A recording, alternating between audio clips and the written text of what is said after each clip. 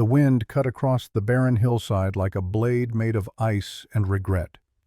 Montana Territory stretched endlessly in every direction, a vast canvas of white snow and gray sky that seemed to swallow hope itself.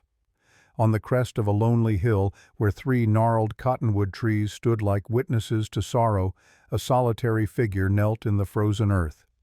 Dakota pressed her bandaged hands against the crude wooden cross that marked her husband's grave. The fabric wrapping her palms was stained with yellow from the salve she had made from yarrow root and bear fat, the Apache way of treating burns. Beneath those bandages, her skin still wept, and cracked a constant reminder of the fire that had taken everything from her 2 weeks ago. 28 years old, and she had already buried more than most people would in a lifetime. Her parents lost to fever when she was 12, her brother killed by soldiers when she was 16, her people scattered like seeds on the wind after the government declared their land no longer belonged to them. And now, Henry Collins, the blue-eyed cavalry officer who had found her half-starved outside Fort Apache and done the unthinkable. He had married her.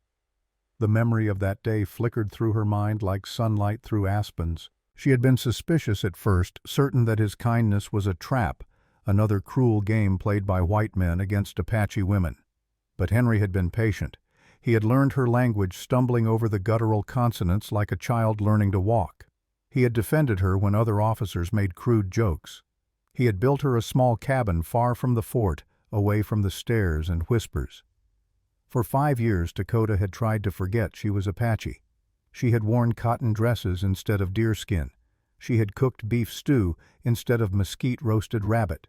She had braided her hair in the white woman's fashion and learned to say yes ma'am and no sir without flinching. She had become Mrs. Henry Collins, the quiet wife of a retired soldier, and she had almost convinced herself it was enough.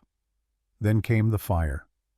Dakota closed her eyes, but the images burned behind her eyelids anyway. She could still smell the smoke, thick and black and wrong. Henry had been repairing the chimney when the old stones gave way. She had been outside gathering eggs from the hen house when she heard the crash followed by his shout. By the time she reached the cabin, flames were already crawling up the wooden walls like hungry orange snakes.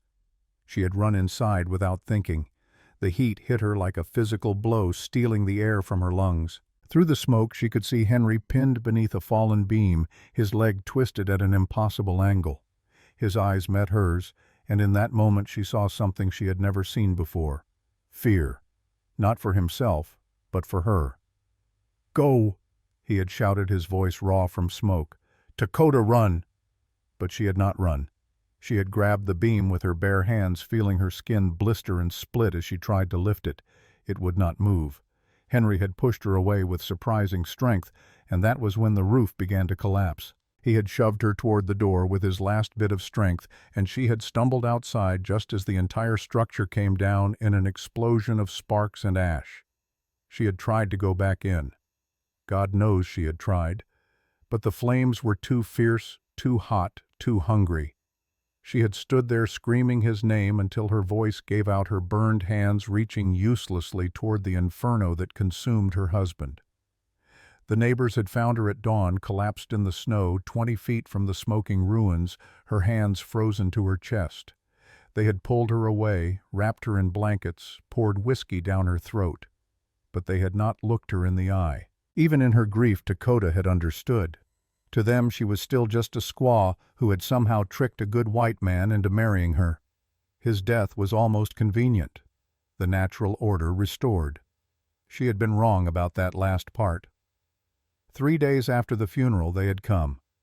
2 men in dark suits and bowler hats riding in a black carriage that looked like a hearse.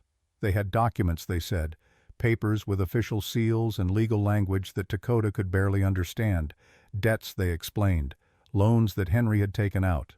Money owed to banks in Boston, to business partners in Chicago, to creditors whose names meant nothing to her. The cabin and land already destroyed by fire were seized to pay what could be paid. But it was not enough. They took the furniture that had survived, the tools from the shed, the 2 horses in the stable. They took Henry's rifle, his pocket watch, his leather boots.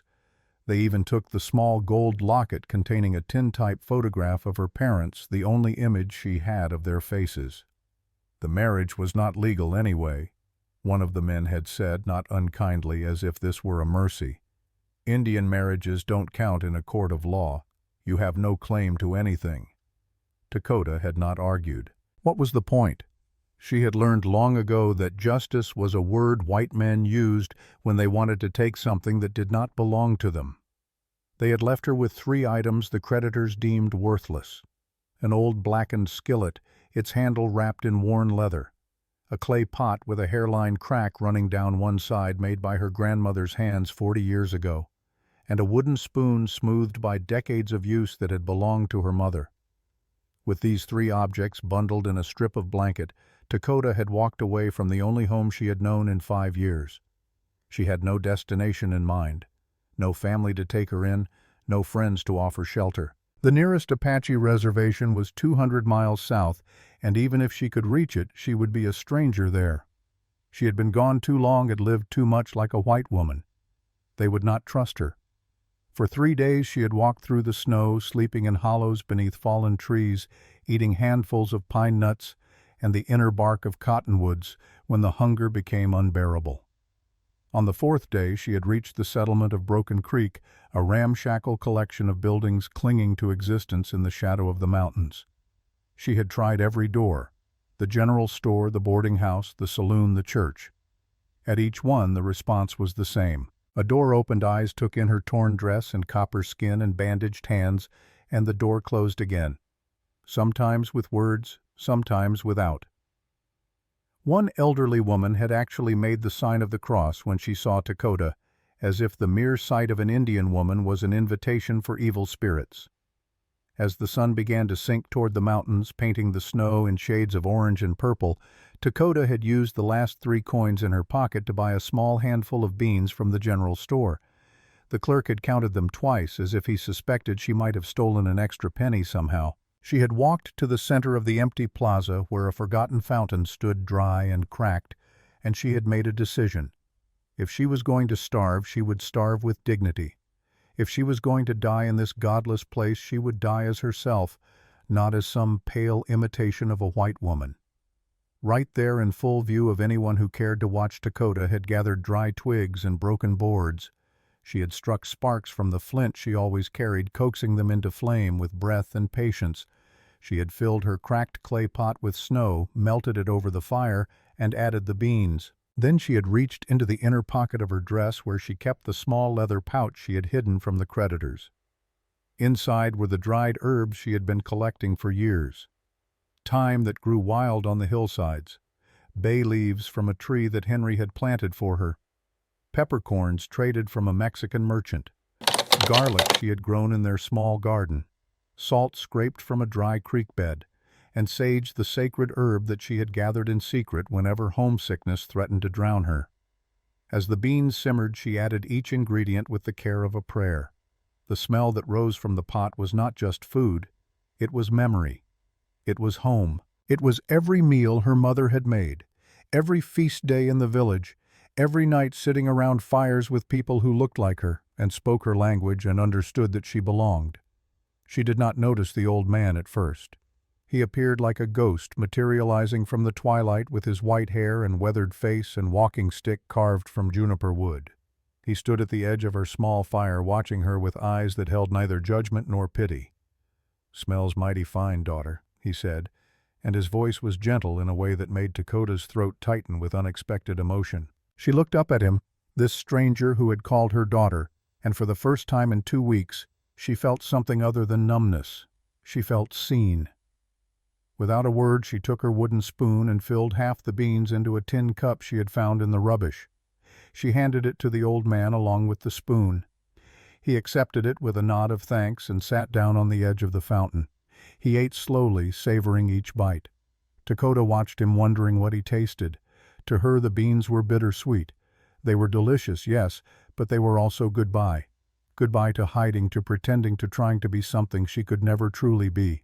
When the old man finished, he set down the cup and wiped his eyes with a gnarled hand. "My wife passed 12 years ago," he said, his voice thick with memory. Nobody's cooked with love like this for me since then. You can taste the care in every bite. The longing, too." They sat in silence as the fire crackled between them. Finally, the old man leaned forward on his walking stick. "Tell me your story, child, and don't leave anything out." So Dakota did. She told him about Henry, about the fire, about the creditors and the closed doors. She told him about being Apache in a world that wanted Indians to disappear. She told him about the 3 worthless objects she carried and the 3 coins she had spent on beans. She told him everything, and the old man listened without interrupting, without offering empty platitudes or false comfort. When she finished, the sky had turned to full darkness, and the stars were emerging like ice chips scattered across black velvet. The old man was quiet for a long time, staring into the dying fire. "You won't find work in this settlement," he said finally. "These people see your skin before they see your soul. But I know a place about 15 miles from here up in the high country. Jedstone's Mountain Ranch. Big spread, lots of hands, and they're always needing a cook." Dakota felt a flicker of something dangerous. Hope. Would they give me a chance? The old man smiled, but it was a complicated expression. "Jed's a hard man. Lost his wife 6 years back in terrible circumstances. Since then, he's run through more cooks than a cavalry unit goes through horses. He's demanding, particular, and he doesn't suffer fools. But after tasting your food, I'm certain you have a gift. If you can show him that, you'll have your chance." He reached into his coat and pulled out a piece of cornbread wrapped in cloth. He pressed it into her hands. "Follow the main trail north toward the ridges. When you reach the fork where the twin pines stand, take the left path. It'll lead you straight to the ranch. Get there at first light if you can. Jed respects people who don't waste daylight." The old man stood leaning heavily on his stick. "Be humble but firm. Show your worth through your cooking, not through words. And remember this." He looked at her with an intensity that made her breath catch. "Sometimes the hardest people are the ones who need someone the most. If you can touch his heart through your cooking, you might find not just work, but a true home." Before Dakota could thank him, the old man had turned and walked into the darkness, his footsteps fading until she was alone again with the dying fire and the stars. She did not sleep that night. Instead, she walked. Her feet were screaming inside her worn boots, the blisters that had formed during her 3-day journey now reopening with every step. But she kept moving, driven by the old man's words and the dangerous seed of hope he had planted. The night was bitter cold, the kind that made your lungs ache with each breath. Dakota wrapped her thin shawl tighter and focused on putting one foot in front of the other. She thought about Henry, about the last time she had seen his face. Not burned and twisted in the fire, but smiling at her over breakfast 3 weeks ago, telling her about his plans to expand the chicken coop in the spring. Had he known? Had he suspected that someone might come for them for her? Inside her bundled possessions, hidden beneath the skillet and the pot, was something she had not told the old man about. Something the creditors had missed because it had been in her pocket the day of the fire. A piece of paper burned along one edge with words written in faded Spanish ink. She had found it in the ruins of the cabin, clutched in what remained of Henry's hand. The words were mostly illegible, destroyed by fire and water, but 3 phrases remained clear enough to read. El tesoro de los espíritus, the treasure of the spirits, Montaña Jedstone, Jedstone Mountain, and strangest of all, a name she did not recognize, Buscar Stone, Seek Stone. Dakota did not know what any of it meant, but the fact that Henry had been holding this paper when he died seemed important. He had been trying to tell her something, to leave her a message, even as the flames consumed him. When dawn finally broke over the mountains, Dakota saw the fork in the road. 2 ancient pines stood like sentinels, their branches heavy with snow. She took the left path just as the old man had instructed and began climbing into the high country. An hour later, she crested a ridge and saw it spread out below her. Jedstone's Mountain Ranch. It was larger than she had imagined. Fenced pastures stretched across the valley floor, dotted with cattle that looked like dark stones against the white snow. Sturdy barns and outbuildings clustered together, smoke rising from their chimneys. And in the center of it all stood a massive log house 2 stories tall with a wide porch and windows that caught the morning sun. Dakota stopped at the ridgetop, her heart pounding so hard she could feel it in her throat. This place could save her. Or it could be just another closed door, another rejection, another reminder that she did not belong anywhere. She straightened her filthy dress as best she could, touched the small medicine pouch she wore around her neck for courage, and began descending toward the ranch. She was still 100 yards from the main gates when the first ranch hand spotted her. He was a bearded man with suspicious eyes, and he immediately shouted to others. Within moments, 5 men had gathered, all of them staring at her with expressions ranging from curiosity to hostility. "Who are you?" the bearded man called out. "What do you want here?" Dakota gathered every ounce of courage she possessed. "I'm looking for work," she said, her voice steady despite her trembling hands. "I heard you need a cook." The men laughed, not with humor, but with derision. "The boss ain't going to want you," one of them said. "He's too particular.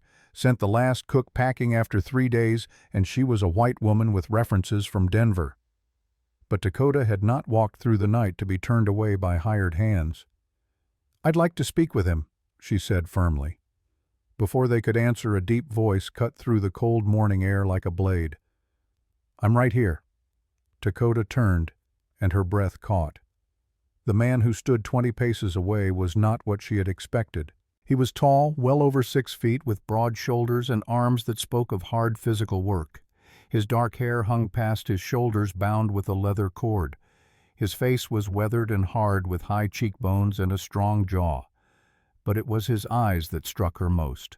They were gray, the color of winter storms, and they held a depth of sadness that Dakota recognized immediately because she saw it in her own reflection.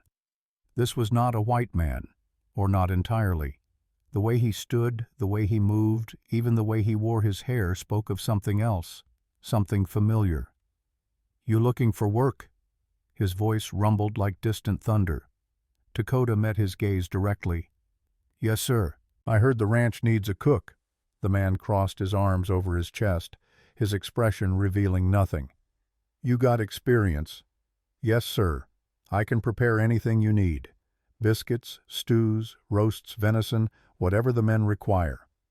He made a sound somewhere between interest and skepticism. "Many women have said the same. None lasted long. I have high standards, and I don't tolerate mediocrity." Dakota's legs were trembling from exhaustion and cold, but her voice came out firm. "I understand, sir. I'm not afraid of hard work. I just need a chance to show what I can do." A long silence followed. The gray-eyed man studied her with an intensity that felt like being read. She wondered what he saw, a desperate Apache woman with burned hands and torn clothes, or something more. "You got 1 week, he finally said. 7 days to prove you can cook as well as you claim. If the food's good, you stay. If it's mediocre, you leave. Understood?" Relief washed through Dakota so powerfully that she almost swayed on her feet. "Yes, sir. Thank you for the opportunity." The man gestured to one of the ranch hands. "Buck, show her the room and the kitchen." As Dakota followed, the man called Buck toward the ranch buildings. She glanced back once. The gray-eyed man was still standing there, watching her with an expression she could not quite read. For just a moment their eyes met again, and she felt something pass between them. Recognition, perhaps, or understanding. Two people who carried the weight of loss and knew what it meant to survive when survival felt like a punishment rather than a gift. She did not know his name yet, did not know his story or his secrets. But as she stepped through the door of Jed Stone's mountain ranch, Dakota felt the dangerous seed of hope take root a little deeper. Perhaps, just perhaps, this place might be different. Perhaps here she might finally find what she had been searching for all along. Not just work, not just shelter, but home. The room they gave Dakota was barely larger than a storage closet tucked behind the main kitchen with a single narrow window that looked out onto the woodpile. But to her it was a palace. 4 walls, a roof that did not leak, a thin mattress on a wooden frame, and a small table with a crooked leg.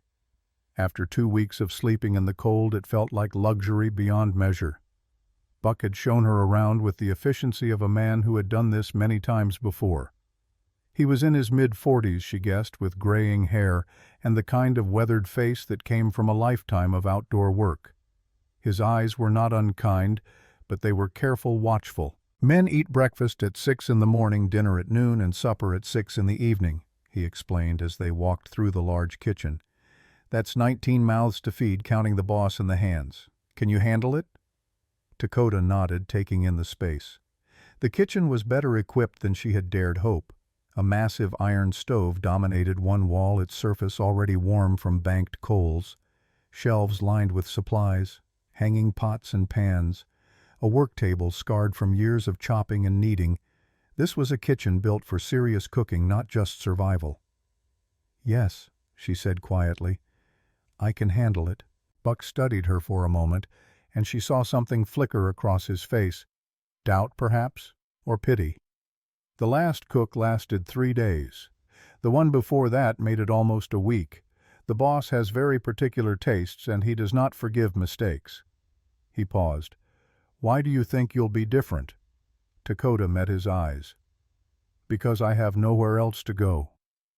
The honesty of her answer seemed to surprise him. Buck nodded slowly.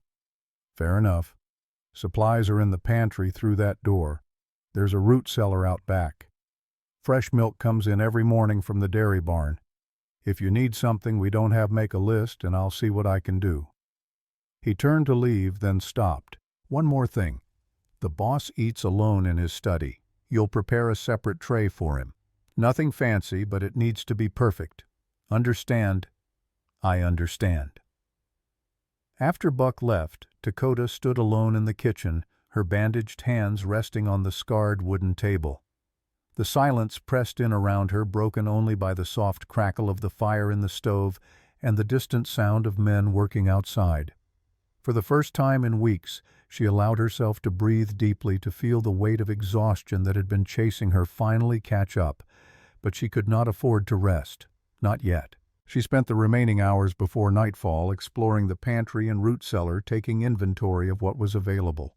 Good flour, several grades of it, dried beef and salted pork, fresh eggs in wire baskets, milk and butter kept cold in the cellar, potatoes, onions, carrots, turnips, dried beans and lentils, basic spices, though nothing as refined as what she had found in her own small pouch. As she worked, her mind was already planning. These men would be used to simple frontier cooking, heavy filling but probably lacking in nuance. If she could give them something familiar but elevated, something that spoke of care and skill rather than just sustenance, she might have a chance. That night she barely slept. Her small room was warm enough thanks to its proximity to the kitchen, but her mind would not quiet. She kept thinking about the gray-eyed man, the one they called the boss. There was something about him that unsettled her, though not in a threatening way. It was more like looking into a dark pool and sensing great depth below the surface. And there was something else, something she had noticed but not yet fully processed. When he had spoken to her, when their eyes had met, there had been a flash of recognition in his gaze. Not the kind that came from having seen her before, but something deeper, as if he had seen in her what she had seen in him. The shadow of a shared experience, a common wound. She wondered what his story was. What had made him so hard, so particular, so difficult to please? Buck had mentioned a wife lost in terrible circumstances. Fire, perhaps. The same demon that had taken Henry from her before dawn. Dakota rose and began her work. She moved through the kitchen with the quiet efficiency of someone who had learned to take up as little space as possible. She built up the fire in the stove, testing its heat with her hand held just above the surface. She mixed dough for bread, her burned palms aching as she kneaded, but she did not stop. Pain was just another companion now, as familiar as her own shadow. While the dough rose, she prepared the rest of breakfast. Thick cuts of bacon sizzling in a pan until the fat ran clear and the edges crisped. Eggs beaten with fresh milk and a pinch of nutmeg, a trick her mother had taught her that made them creamy and rich. Potatoes sliced thin and fried with onions until they were golden and crisp on the outside, tender within. Strong coffee, dark as midnight, brewing in the large pot. And the biscuits.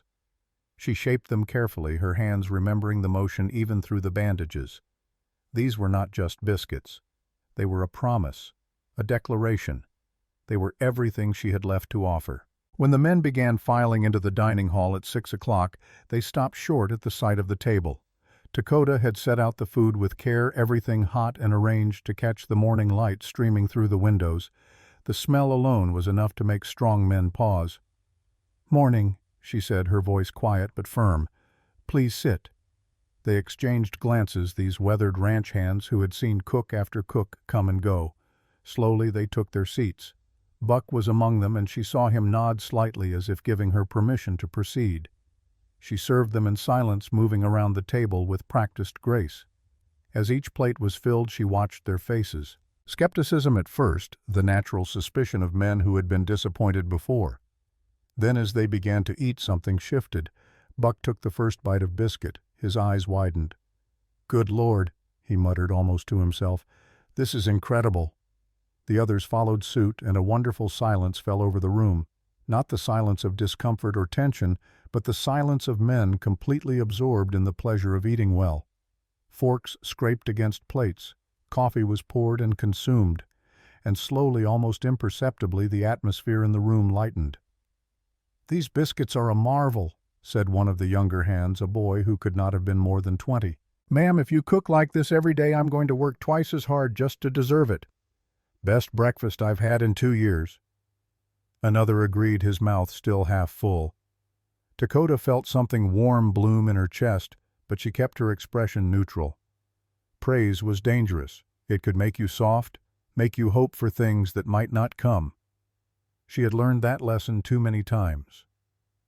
"There's more if anyone wants seconds," she said simply. They did. Every last man went back for more, and when they finally pushed away from the table, there was not a scrap of food left.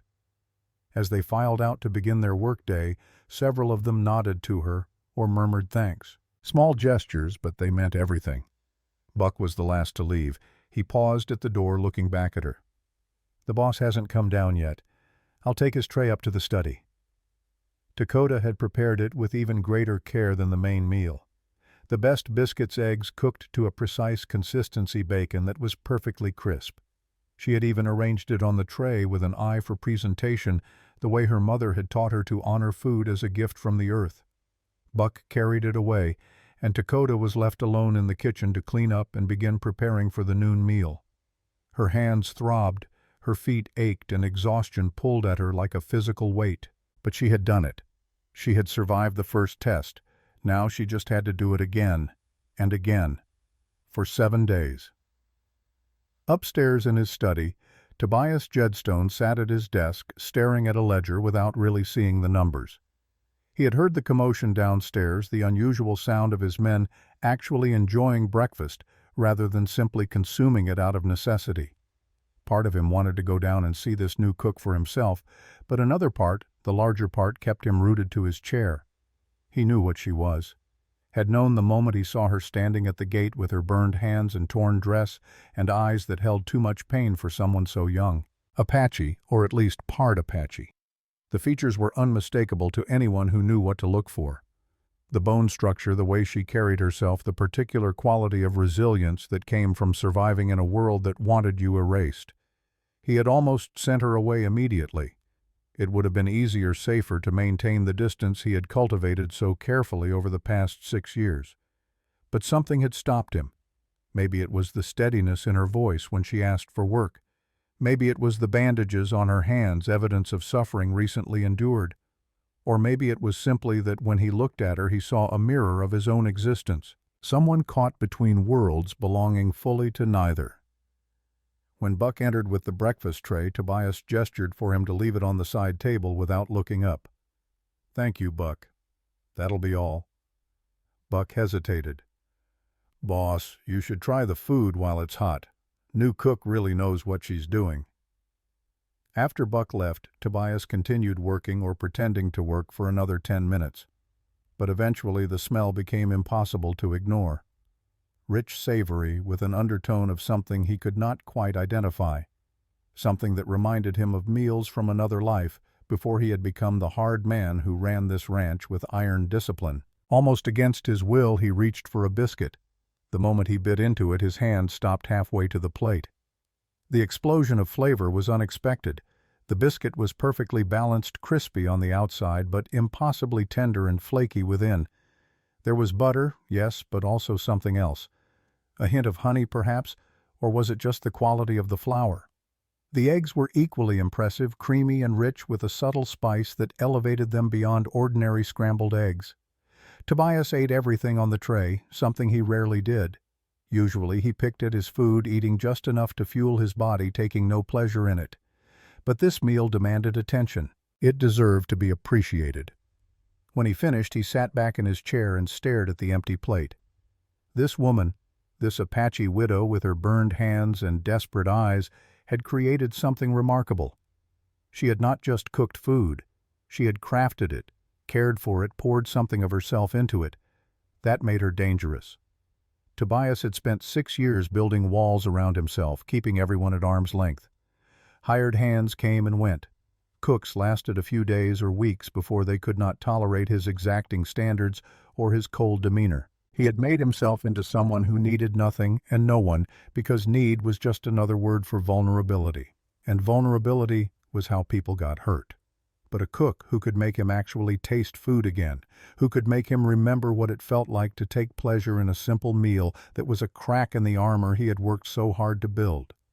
He would have to watch her carefully, keep his distance, make sure she understood that good cooking was not the same as belonging here, not really. 7 days he had promised her. He would hold to that. But after 7 days, if she was still here, he would need to decide what kind of threat she posed to the careful numbness he had cultivated. The days that followed fell into a rhythm that Dakota had not known since before Henry died. She woke before dawn, built the fires, and cooked 3 meals a day for 19 hungry men. Each meal was an opportunity to prove herself, and she held nothing back. For breakfast, she made Johnny cakes with wild berry syrup she found in the pantry. Thick slabs of ham fried until the edges caramelized. Eggs prepared a dozen different ways. Coffee strong enough to wake the dead. For dinner, she roasted beef with potatoes and carrots, the meat so tender it fell apart at the touch of a fork. She made stews rich with vegetables and seasoned with herbs she recognized from her childhood. She baked bread that filled the entire ranch house with its aroma. For supper, she experimented more boldly. Beans cooked with bacon and molasses, cornbread with jalapenos smuggled in from her secret stores, rabbit stewed in a sauce that had Mexican and Apache influences blended so seamlessly that the men could not quite identify what made it so delicious. The transformation in the ranch was visible. The men worked with more energy, laughed more easily, lingered at meals to talk instead of bolting their food and rushing back to work. Even the horses seemed to sense the change, becoming calmer and more responsive. But Dakota noticed something else. Every day Buck carried a tray up to the study, and every day when he returned, the plate was clean. The boss never came down to eat with the men, never appeared in the kitchen, never offered a word of feedback. But he ate everything she prepared. On the 5th day, Dakota made a decision. That evening she prepared the boss's tray with extra care. She included a small piece of spice cake, something she had not made for anyone else. It was a recipe her mother had taught her, made with cinnamon and nutmeg and a touch of honey. A memory of home translated into food. When Buck came to collect the tray, he paused. "That's awful generous of you, ma'am. The boss doesn't usually get dessert." "Everyone deserves something sweet sometimes," Dakota said quietly. That night she could not sleep. She kept thinking about the gray-eyed man in the study eating her food in solitude. She wondered what he thought about what ghosts kept him company, what pain he carried that made him build walls so high. She also thought about the burned letter in her pocket, the words in Spanish that Henry had died clutching. Buscar Stone. Seek Stone. Was that a name? A place? A thing? She had been too busy with survival to think about it much, but now in the quiet darkness the mystery gnawed at her. Tomorrow would be the 6th day. Only 2 more days to prove herself. Only 2 more days before Jedstone decided whether she stayed or went. Dakota closed her eyes and whispered a prayer in Apache, asking the spirits to guide her hands, to give her strength, to help her find a place in this cold mountain that might one day feel like home. She did not know it yet, but in his study above, Tobias Jedstone was also awake, staring at the empty plate that had held the spice cake. The taste of it lingered on his tongue, sweet and spiced and impossibly nostalgic. It reminded him of things he had tried to forget. His mother's cooking back before she died, the smell of cinnamon in the winter air, the feeling of being cared for, not just fed. He pushed the plate away, angry at himself for the emotion it stirred. This was exactly what he had feared. This woman was not just a good cook. She was someone who put pieces of her soul into food, who cooked with intention and memory and love. And that made her the most dangerous person who had ever set foot on his ranch. Because Tobias Jedstone had sworn never to let anyone close enough to hurt him again. And yet here was this Apache widow, with her burned hands and her quiet strength, and her food that tasted like forgiveness, slowly, methodically cracking open the door to a heart he thought he had locked forever. Tomorrow, he decided, he would go down to the kitchen. He would see her face to face, not from a distance. He would remind himself that she was just an employee, temporary at that, and that whatever connection he thought he felt was simply his imagination, his loneliness playing tricks. Tomorrow, he would put everything back in its proper place. But even as he made this resolution, Tobias knew he was lying to himself, because the truth was already clear, written in the empty plate, and the lingering taste of spice cake and the unfamiliar feeling warming in his chest. It was already too late. The sixth dawn broke cold and clear over Jedstone Mountain Ranch. Dakota stood at the kitchen window, watching the sky shift from black to deep purple to pale gold, her hands wrapped around a cup of coffee that had gone cold while she stared into the distance. Her bandages were finally off, revealing skin that was pink and tender but healing. The scars would remain, of course. They always did. She had been dreaming again, the same dream that had haunted her for weeks. Henry's face through the flames, his mouth forming words she could not hear over the roar of the fire. But last night, the dream had changed. This time, when she tried to reach him, another figure appeared between them. A tall man with gray eyes and long dark hair blocking her path. Not threatening, but warning, protecting her from something she could not see. She shook her head, trying to clear the images. Dreams were just dreams. She had work to do. But as she turned back to the stove, movement outside caught her eye. A figure emerging from the tree line beyond the barns, moving with the fluid grace of someone who knew how to walk without being seen. Even at this distance, she recognized him. The gray-eyed man, the boss. But he was not coming from the ranch house. He was coming from the forest, and he was carrying something over his shoulder. Dakota's breath caught. Even from here, she could see the dark stain on his shirt. Blood. She watched as he moved quickly toward the back of the property, staying in the shadows, avoiding the main paths. He disappeared into one of the smaller outbuildings, the one Buck had told her was used for storing tack and equipment. For several minutes, nothing happened. Then he emerged again, the burden gone, his shirt changed. He walked toward the main house with the casual gait of a man who had simply been out for an early morning stroll. Dakota turned away from the window, her heart racing. She had seen enough in her life to know when something was wrong, but she had also learned when to keep silent. Whatever the boss was doing, it was not her business. Not yet. She had one more day to secure her position here. One more day before her trial week ended. She could not afford to ask questions that might get her thrown out. She threw herself into preparing breakfast with even more intensity than usual. Flapjacks today, light and fluffy with real maple syrup she had found hidden in the back of the pantry. Sausages made from the ranch's own pork, seasoned with sage she had dried herself. Fried apples with cinnamon and brown sugar. And her biscuits, of course. Always the biscuits. The men filed in at 6 o'clock as usual, their faces brightening when they saw the spread. They had stopped being surprised by the quality of the food and had settled into a kind of grateful expectation. Several of them now greeted her by name, a small gesture that meant more than they could know. As she served them, the door opened and Buck entered, followed by someone Dakota had not seen before. an older man well into his 60s with silver hair and a commanding presence despite his age. He wore fine clothes, a tailored vest and polished boots, and carried himself with the authority of someone used to being obeyed. The room fell silent. The ranch hands exchanged nervous glances. Buck cleared his throat. "Men, this is Mr. Marcus Jedstone, the owner of this ranch." Dakota's hands froze on the coffee pot. The owner.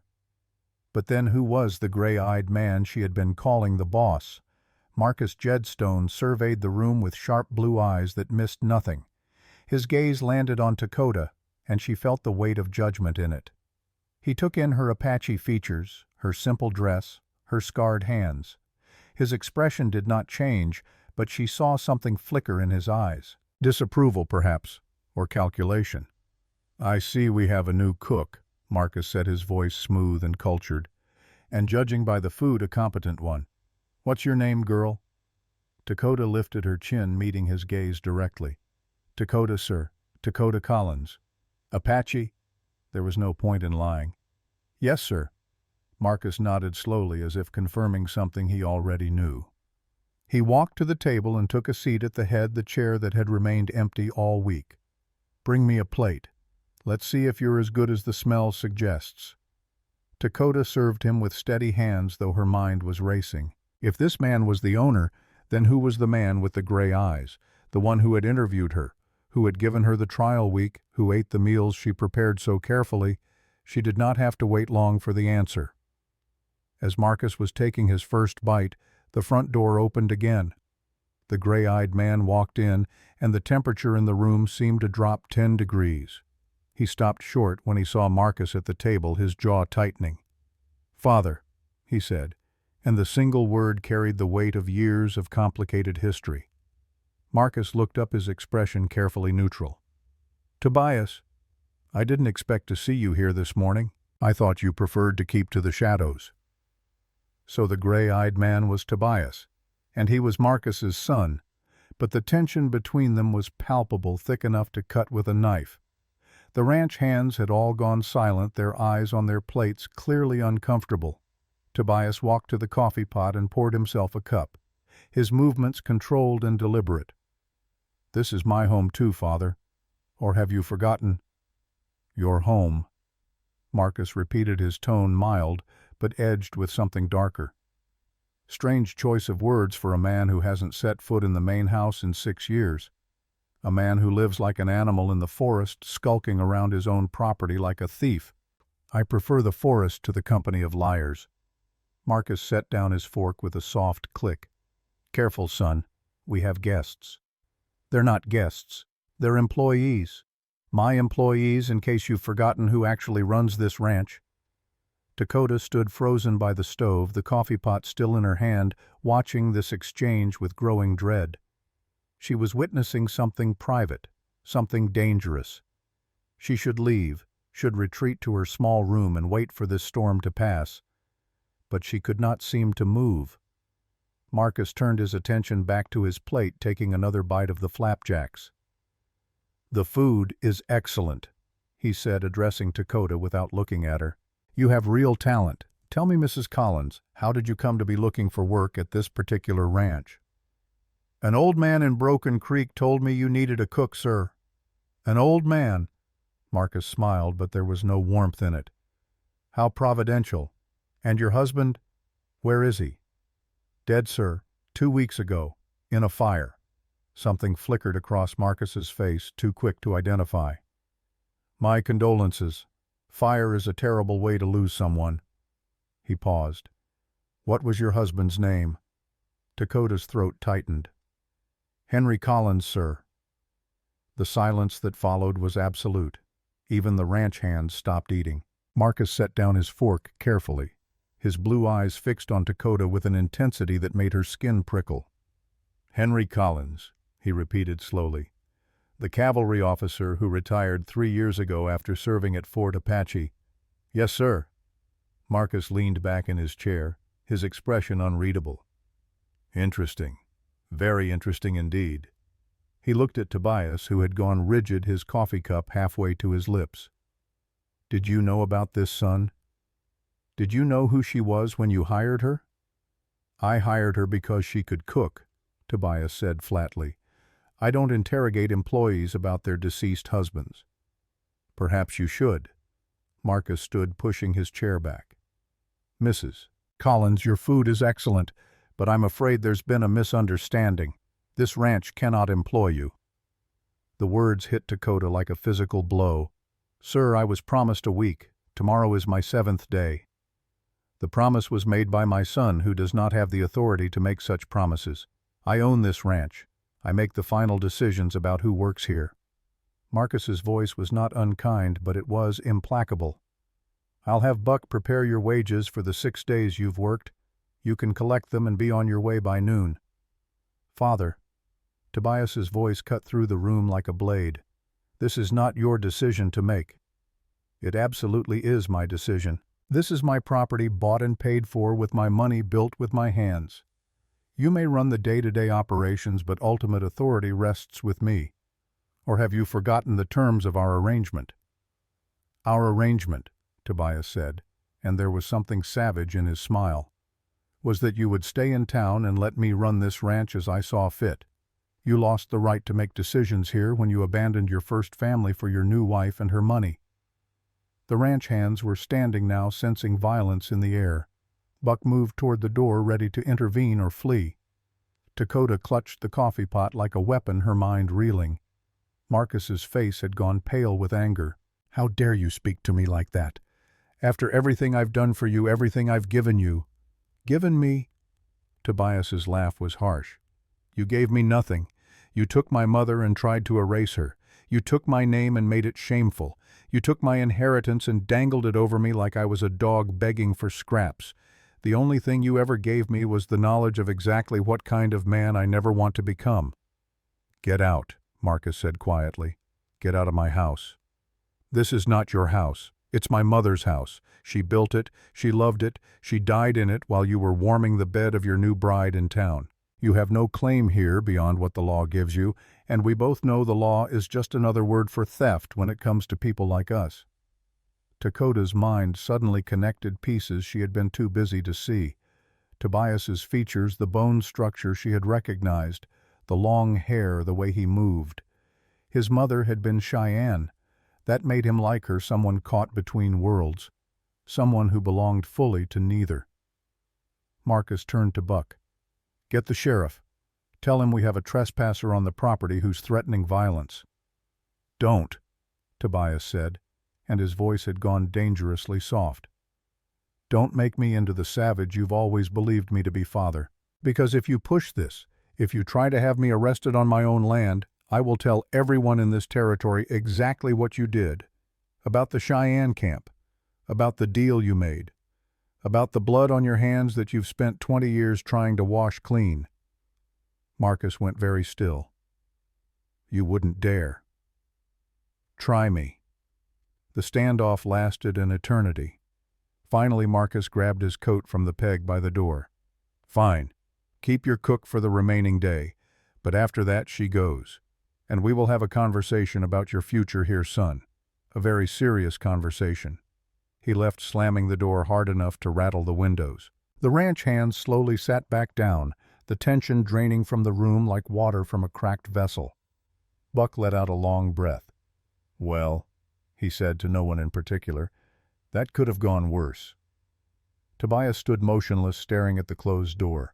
Then, without a word to anyone, he turned and walked out through the back entrance, heading toward the forest.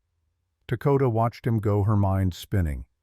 She had just witnessed something profound and terrible. A family torn apart by secrets and old wounds. A son and father locked in a battle that went far deeper than a simple disagreement about hiring practices. And somehow, inexplicably, she was caught in the middle of it. The ranch hands finished their breakfast in uncomfortable silence and filed out to work. Buck lingered, his weathered face troubled. Ma'am, I'm sorry you had to see that. The boss and his father, they have a complicated history. Buck, Dakota said carefully, who actually runs this ranch? He sighed. That's the question, isn't it? Legally, Marcus owns everything. But Tobias does all the work. Marcus lives in town with his second wife, only comes up here once a month to check the books. The men answer to Tobias. But Marcus controls the money, the deed, everything official. He paused. It's a powder keg, ma'am, always has been. And I think you just lit the fuse without meaning to. After he left, Dakota stood alone in the kitchen, surrounded by dirty dishes and the remains of a meal that had turned into a battlefield. Her hands shook as she began to clean up. One more day, Marcus had said. One more day, and then she had to leave. But where would she go? Back to Broken Creek, where every door had closed in her face. South to the reservation, where she would be a stranger. She had no money, saved, no prospects, no hope beyond this ranch that was falling apart under the weight of its own secrets. She thought about the burned letter in her pocket, the mysterious words Henry had died protecting. Buskar Stone. Could it mean what she thought it might mean? Seek Stone. Seek Tobias. Had Henry known about this place, about these people? Had his death truly been an accident, or had it been something darker? As she scrubbed plates and pots, Dakota made a decision. She had one more day here, one more day to understand what was happening, to figure out if the pieces swirling in her mind actually connected, or if she was simply seeing patterns in chaos because she was desperate for meaning. That evening she prepared the dinner meal with methodical precision. Roasted venison with wild mushrooms and herbs, root vegetables caramelized until they were sweet and tender, fresh bread crusty on the outside and soft within. And for Tobias's tray, something special. A stew her mother used to make, flavored with juniper berries and sage, a dish that spoke of Cheyenne traditions and Apache adaptations. When Buck came to collect the tray, he looked at her with something like pity. The boss hasn't been seen since this morning. Not sure if he'll even eat tonight. Leave it anyway, Dakota said. Sometimes people need to know someone's thinking of them, even if they're not ready to accept it. After the kitchen was clean and the men had retired to the bunkhouse, Dakota sat alone in her small room, listening to the ranch settle into night. She pulled out the burned letter, studying the words again in the lamplight. The paper was fragile, crumbling at the edges where the fire had tried to consume it. El tesoro de los espíritus. The treasure of the spirits. Montaña Jedstone. Jedstone Mountain. Buskar Stone. Seek Stone. What treasure? What spirits? And why had Henry been holding this when he died?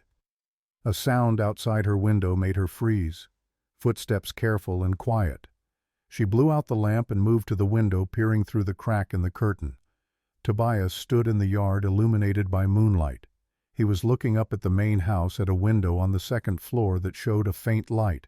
His expression was one of such profound sadness that it made Dakota's chest ache. Then he turned and walked back toward the forest, disappearing into the shadows like a ghost, returning to the place he belonged. Dakota pressed her forehead against the cold glass, her breath fogging the pain. Tomorrow was her last day.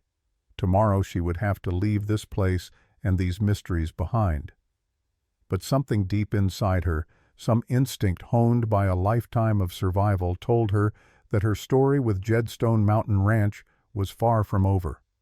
Whether that was hope or premonition, she could not say. But as she climbed into bed and pulled the thin blanket over her healing hands, Dakota whispered a prayer to the spirits her people believed in. If there is a reason I came here, if there is something I'm meant to do, show me. Give me a sign.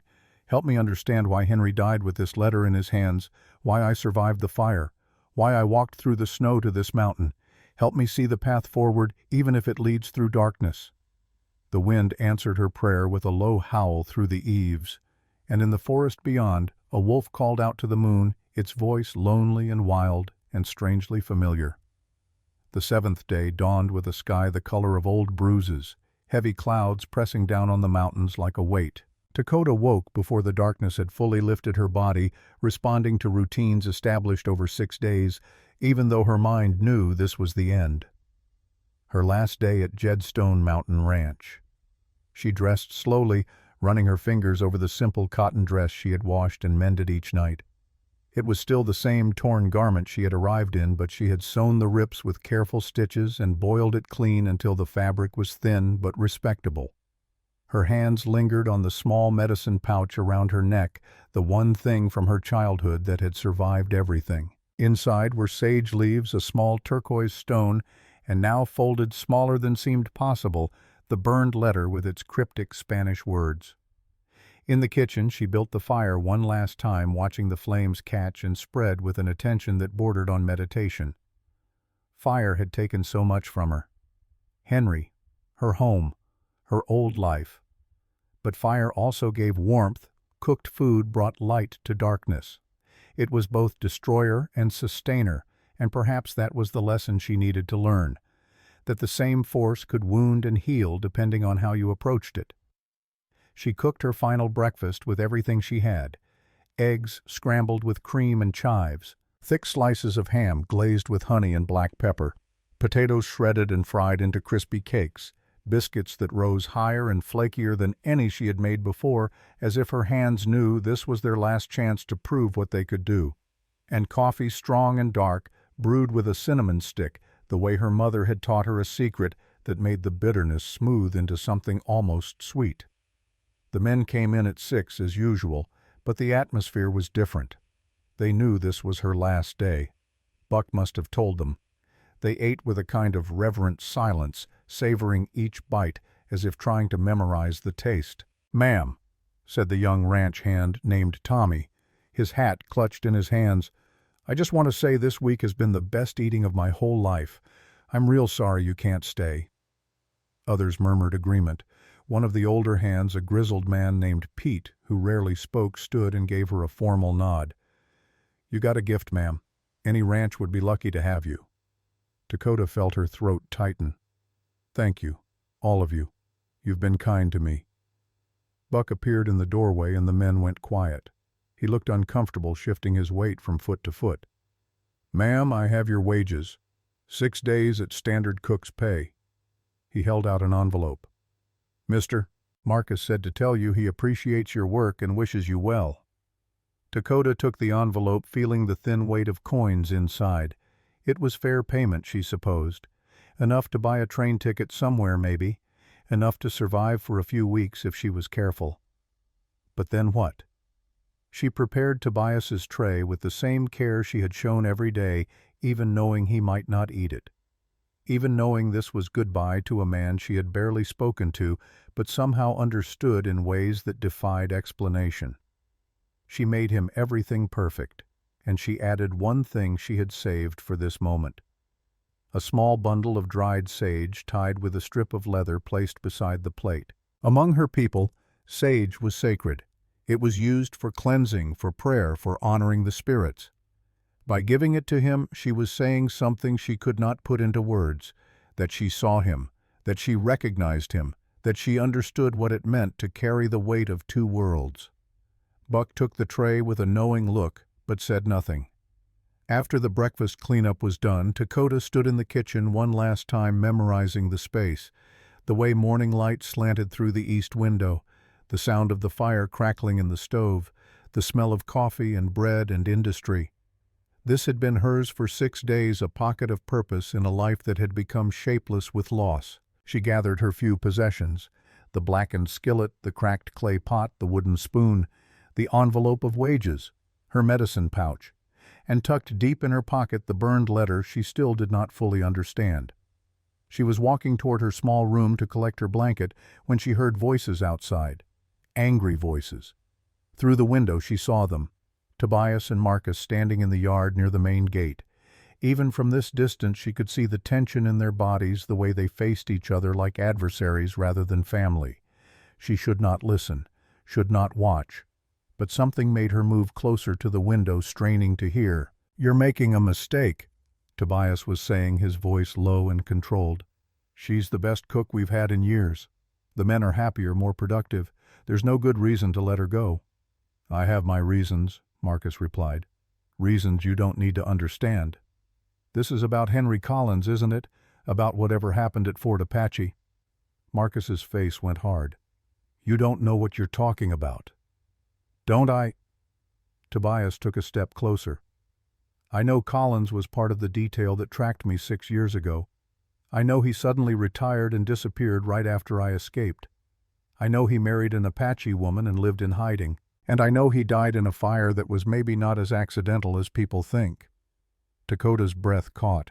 Her hands gripped the windowsill so hard her knuckles went white. "You're speculating," Marcus said, "making connections that don't exist." "Am I? Or am I finally seeing the pattern you've been hiding all these years?" Tobias's voice rose. "You knew Collins. You worked with him. And now his widow shows up here at this specific ranch after an old man in Broken Creek just happened to send her our way. That's too many coincidences, Father." "Sometimes coincidences are just coincidences. And sometimes they're cover stories for something darker." Tobias was almost shouting now. "What did Collins know? What was he going to tell her? Is that why he had to die?" The slap came so fast, Dakota almost missed it. Marcus's hand connected with Tobias's face with a crack that echoed across the yard. For a moment neither man moved. Then Tobias touched his cheek, his expression unreadable. "You don't get to accuse me of murder," Marcus said quietly. "Not after everything I've protected you from. Not after the secrets I've kept to save your worthless hide. Protected me. You've used me. Kept me close enough to control but far enough away to pretend I don't exist. You're ashamed of what I am, what I represent. The half-breed bastard son who reminds everyone that the great Marcus Jedstone once loved a savage. Don't call your mother that." "Why not? It's what you called her. It's what you called all of them before you helped the army find their camp." Marcus's face went white. "How dare you? I did what I had to do to survive, to build something in this territory. You think you can judge me, you who ran with the tribes who betrayed your own country?" "My country?" Tobias laughed bitterly. "Which country is that, Father? The one that killed my mother's people, or the one that treats me like a criminal for having the wrong blood?" Dakota watched transfixed as years of buried pain erupted between father and son. She understood now why Tobias lived in the forest, why he avoided the main house, why the ranch hands looked at him with respect, but also with wariness. He was a man who belonged nowhere, accepted by neither the white world nor the tribal world surviving in the margins between, just like her. Marcus took a breath, visibly trying to control himself. "The woman goes today. That's final. And if you continue to push me on this, I will make things very difficult for you. Don't forget, I can sell this ranch tomorrow if I choose. Leave you with nothing. You can't sell land that's not legally yours." "What are you talking about?" Tobias smiled, but there was no humor in it. "The original land grant. It was in my mother's name. She was here first before you married her. Before you took everything. And tribal land grants have different rules than standard property law, especially when there's a surviving heir." Marcus stared at his son. "You're bluffing. Try me. Go ahead and try to sell. See what the lawyers say when they dig into the actual ownership history. See what happens when people learn that Marcus Jedstone built his empire on stolen land. Again." The silence stretched between them like a fraying rope. Finally, Marcus spoke, his voice cold as winter wind. "You're playing a dangerous game, son." "I learned from the best." Marcus turned and walked toward his horse tied at the gate. But before he mounted, he looked back. "The woman still leaves.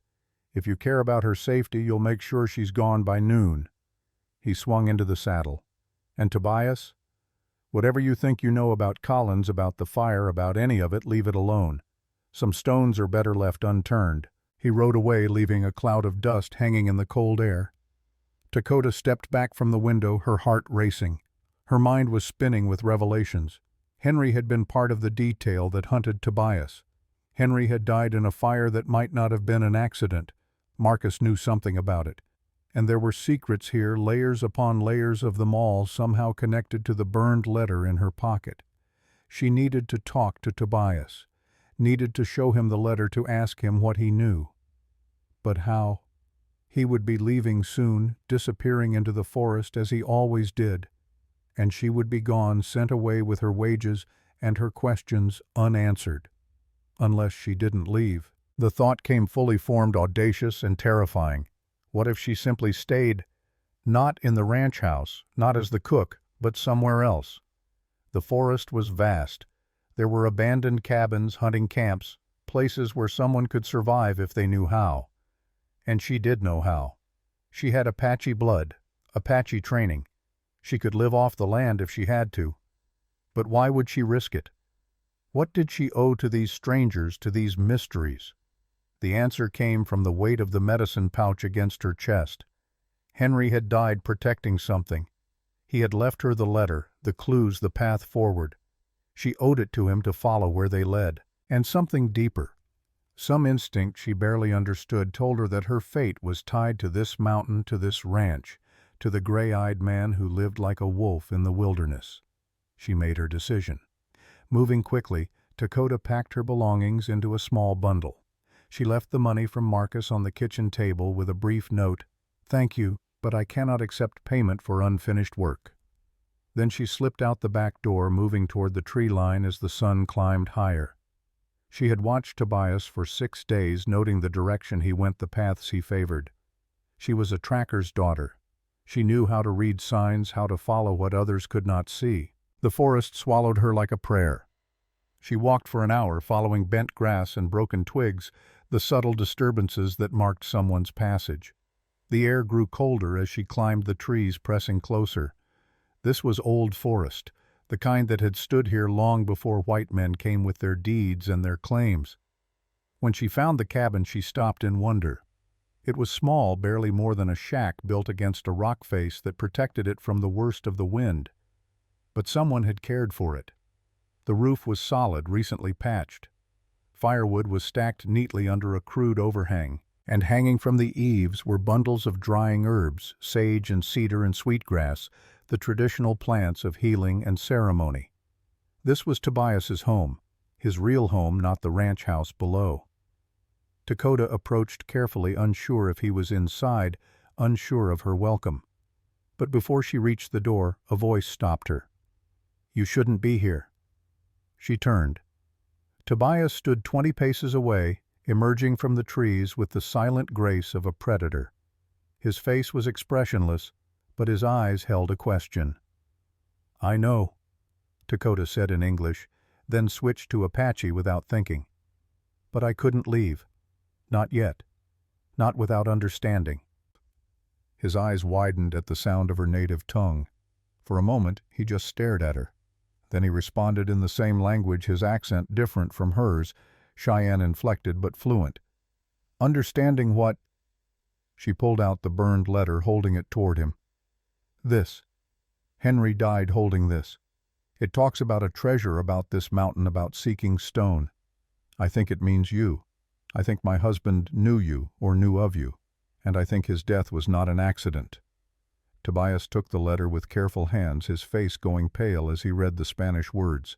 When he looked up, his expression had changed. The mask had cracked, revealing something raw beneath.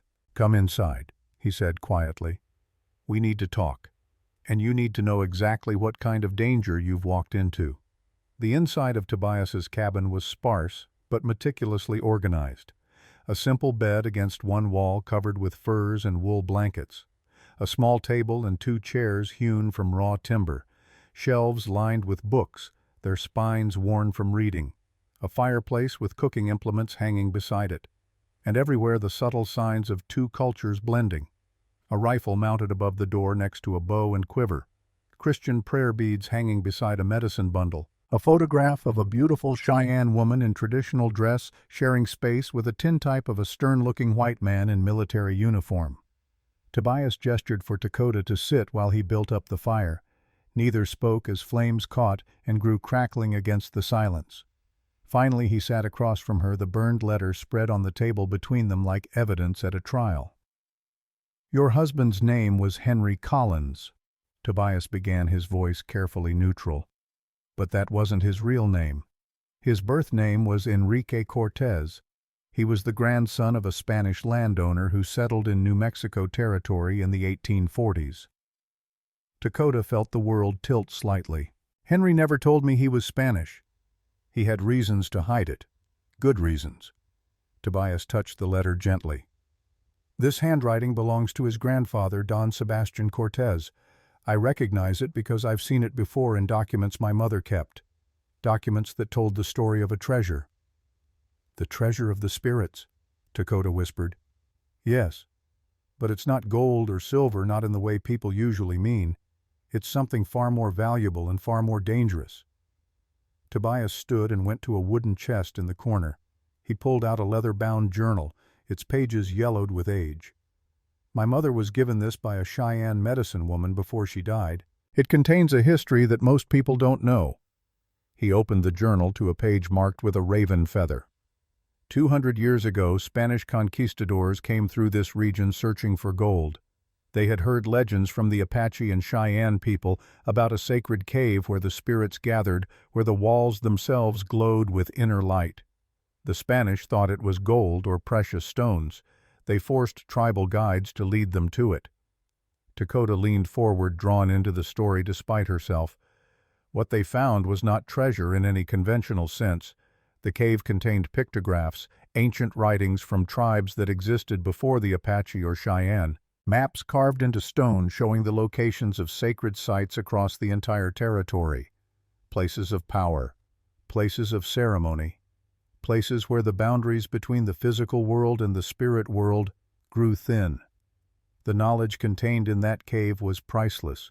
It was the accumulated wisdom of thousands of years. And the Spanish tried to claim it, Dakota said. Worse, they tried to destroy it. The conquistadors believed these were pagan sites, works of the devil. They planned to dynamite the cave to erase this history forever. But Don Sebastian Cortez, your husband's grandfather, was different from the others. He had married a Pueblo woman, had learned to respect indigenous knowledge. He helped the tribal leaders hide the most important artifacts from the cave before the Spanish destroyed it. Tobias turned another page, revealing a hand-drawn map. The artifacts were scattered and hidden in dozens of locations across the territory. Maps, sacred objects, written records. Don Sebastian kept the master map, the one that showed where everything was hidden. That map has been passed down through his family for generations, with instructions that it should only be revealed when the tribes were strong enough to reclaim their heritage without fear of it being destroyed again. Understanding dawned on Dakota like a cold sunrise. The treasure of the spirits is not gold. It's knowledge. It's history. It's proof that our people had civilization, had learning, had worth long before white men came. Exactly. And that makes it worth more than all the gold in California. Because if that knowledge became public, if those artifacts were found and authenticated, it would destroy the narrative that justifies everything. The reservations, the broken treaties, the forced relocations, all of it rests on the idea that indigenous people were savages without culture or history. This treasure proves otherwise. Dakota's mind was reeling. Henry had this map. Part of it. The map was divided into 3 sections for safety. Don Sebastian kept one piece. He gave another to a trusted Cheyenne chief, my grandfather. And the third piece he gave to the Catholic Church, to a priest he trusted. Tobias's expression darkened. When my mother married Marcus Jedstone, she brought her family's piece of the map as part of her dowry. She thought it would be safe with him, that he would help protect it. But he didn't. No. When my mother died, Marcus tried to find the map. He tore apart her belongings, questioned everyone who had known her. He became obsessed with it, because whoever controls that map controls access to artifacts worth millions on the black market. Collectors would pay fortunes for authenticated pre-Columbian tribal documents. Dakota felt sick. And my husband... Tobias met her eyes, his expression full of compassion and regret. Henry Collins, or Enrique Cortez, was sent by the government 6 years ago to find me. Not to arrest me, but to get close to me, to learn if I knew where my mother's piece of the map was hidden. He was working with Marcus. The betrayal cut deeper than Dakota had expected, even though she had already suspected something like this. So our marriage was a lie from the beginning? No. Tobias's voice was firm. That's where the story changes. Henry was supposed to use you to get to me. Your father was a respected Apache elder who had known my Cheyenne grandfather. The government thought you might know something about the map, but Henry fell in love with you, really loved you, and when he realized what he was being asked to do, when he understood the scope of the betrayal, he refused. Tobias pulled another document from the journal, a letter in English. This is from Henry to a Father Mendoza the priest who holds the third piece of the map. Henry wrote it 3 months before he died. He says he's leaving government service, that he can't be part of the conspiracy anymore. He says he's going to tell you everything and ask for your help in protecting the map from people who would exploit it. Dakota's hand shook as she took the letter. Henry's handwriting, familiar and beloved, swimming before her eyes as tears threatened to spill. "He was going to tell me," she whispered. "That day, the day of the fire. He said he needed to talk to me about something important when he finished fixing the chimney." "The fire was not an accident," Tobias said quietly. "I'm almost certain of it. Someone knew Henry was about to break his silence. Someone who had too much to lose if the truth came out." "Marcus," Dakota said, and it was not a question. "Possibly. Or someone working for him. Or someone else entirely. There are several powerful men who have been searching for this map for years. Collectors, government officials, even some church authorities who want to suppress what it reveals. Any of them could have ordered Henry's death." Dakota stood abruptly, pacing to the window. Outside, the forest stretched endlessly, indifferent to human schemes and betrayals. "Why are you telling me this? Why risk sharing these secrets with someone you barely know?" "Because you have a right to know why your husband died, and because I think you might have the third piece of the puzzle without realizing it." She turned. "What do you mean? The letter you found in the fire? The one telling you to seek stone? Why would Henry write that if he was just giving you directions to a ranch? He was telling you to find me, yes. But he was also telling you something else, that I have the stone, the literal stone tablet that my mother hid the piece of the map carved into rock." Tobias went to the fireplace and carefully removed one of the hearthstones. Behind it was a hollow space. He reached in and pulled out an object wrapped in oiled cloth. When he unwrapped it, Dakota gasped. It was a piece of slate roughly 2 feet long and a foot wide, covered in intricate carvings. Symbols she recognized as Apache mixed with others she didn't know. Lines that could be rivers or roads. Dots that might be locations. And Spanish words etched along the border providing context and directions. "This is my mother's inheritance," Tobias said. "The Cheyenne piece of the map. I've kept it hidden for 6 years, ever since Marcus first started searching for it. But it's incomplete without the other 2 pieces. Alone, it reveals nothing. But combined with the Cortez family piece and the church piece, it would unlock everything." "Where are the other pieces?" "The church piece is supposedly with Father Mendoza in Mexico. As for the Cortez piece, I thought it had been lost when Don Sebastian died. But if Henry was planning to tell you everything, if he left you that letter telling you to find me, then maybe he left you more than that." Dakota's mind raced back to the fire, to the ruins of her cabin. She had saved almost nothing. The creditors had taken everything of value. But there was one thing, one small thing she had grabbed from the ashes without thinking, because it had belonged to her mother. The clay pot. The cracked clay pot her grandmother had made. Her hands trembled as she reached into her bundle and pulled it out. In the firelight, she examined it more carefully than she ever had before. The crack running down one side was not a flaw from age or damage. It was too straight, too precise. It was a seam. "Tobias," she breathed, "do you have a knife?" He handed her a thin blade without question. Carefully, so carefully, Dakota slid the knife into the crack and twisted gently. The pot separated into 2 halves, revealing that it was actually a hollow vessel. The 2 pieces fitted together so perfectly that the seam was nearly invisible.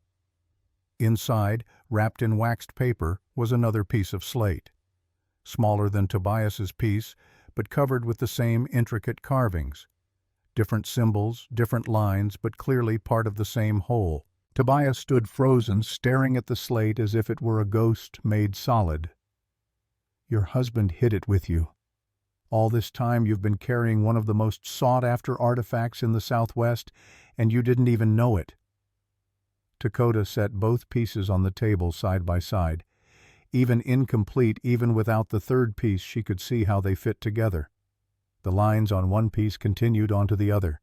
The symbols complemented each other. Together they told a story of sacred places stretching from the mountains of Colorado down through New Mexico and into Mexico itself. "This is why Henry died," she said, her voice breaking. "This is why men in suits came to take everything. They were searching for this and they didn't even know I had it." "And it's why you need to leave," Tobias said urgently. "Now that you know what you have, now that Marcus has seen you, you're in danger. If he realizes Henry might have left the map with you, he'll come after you. And he won't be kind about it." But Dakota shook her head. "No, I'm done running. I ran from the massacre at Fort Apache.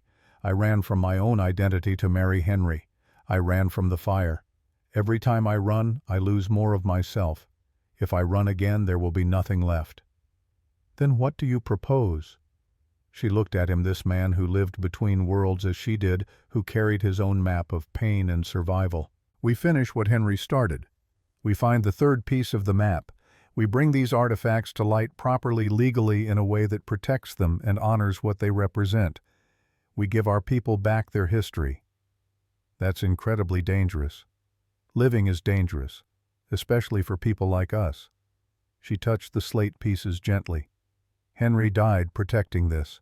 My mother carried it without knowing what it was, preserving it through her craft. Your mother hid her piece to keep it safe. We owe it to them to see this through."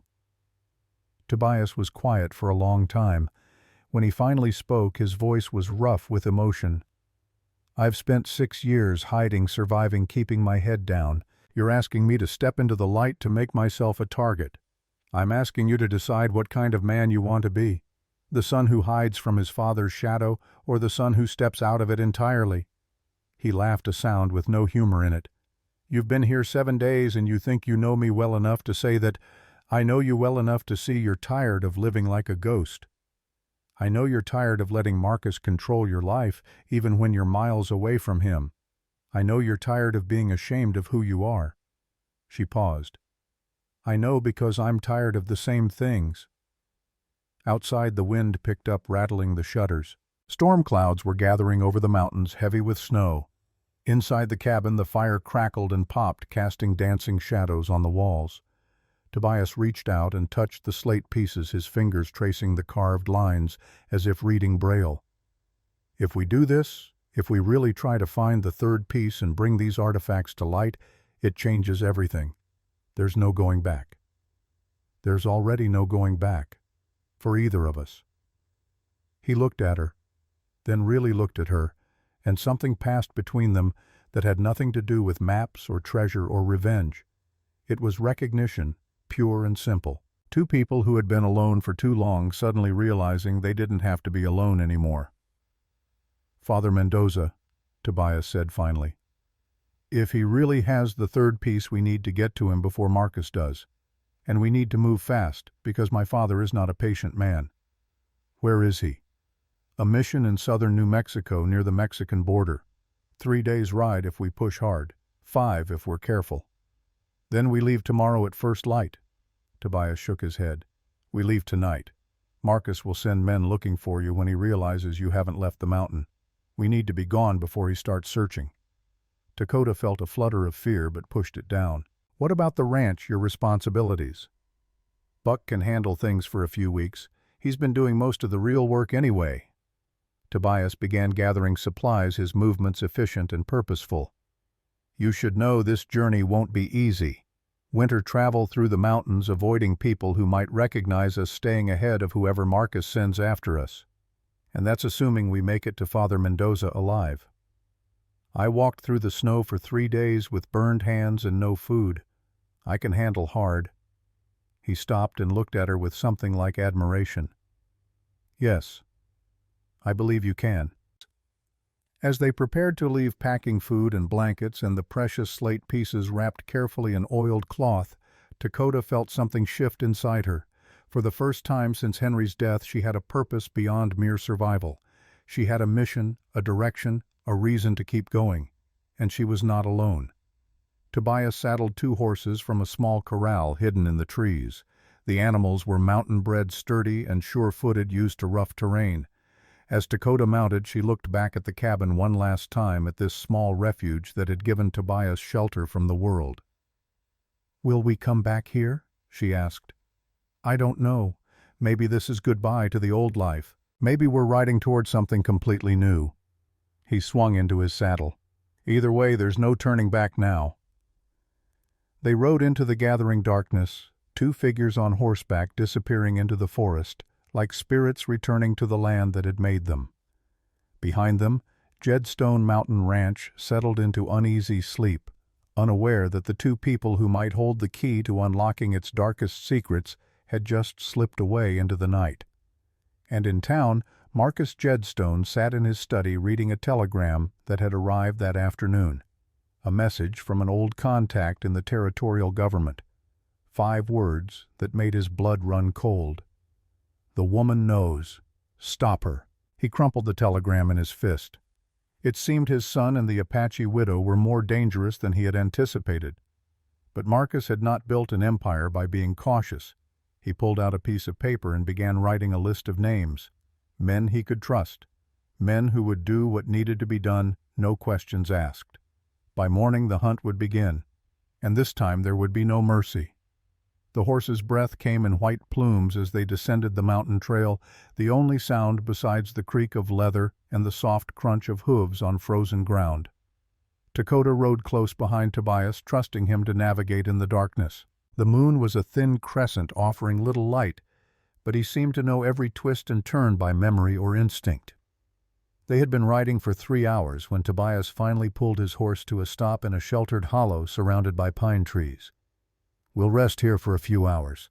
The horses need it, and we need to be sharp when daylight comes."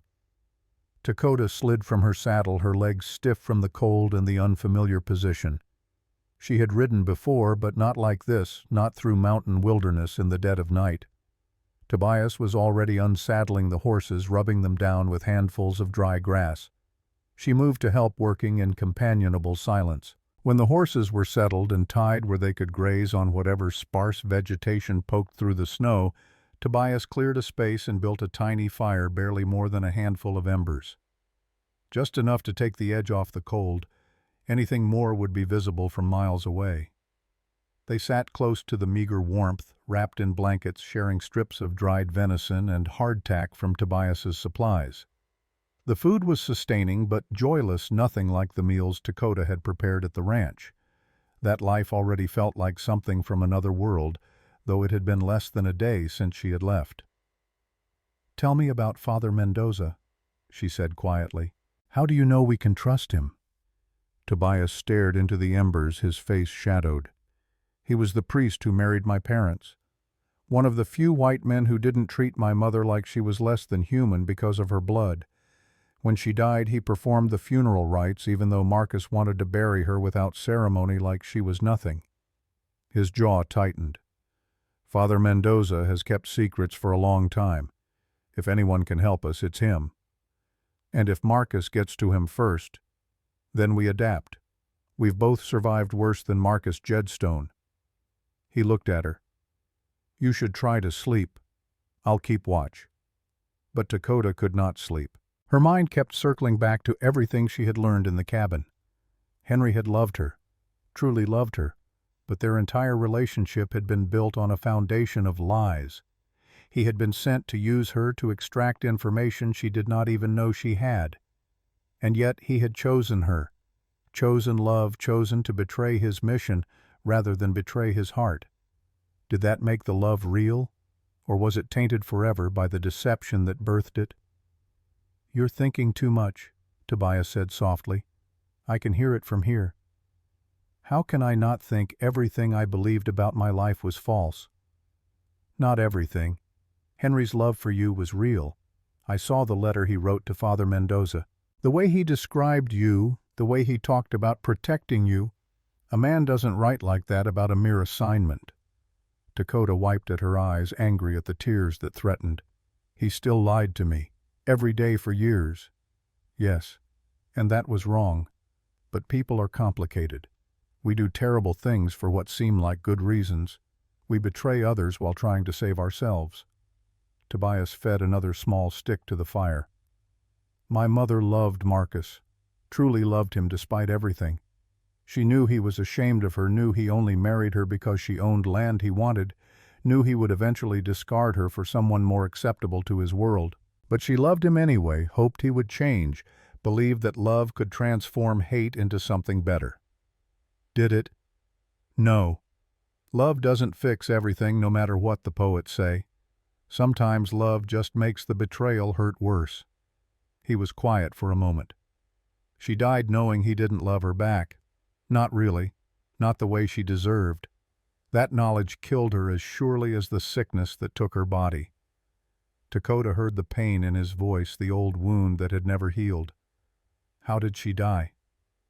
Pneumonia officially. But she stopped fighting it, stopped eating, stopped trying to get better. I was 14, old enough to understand what I was seeing. She had given up.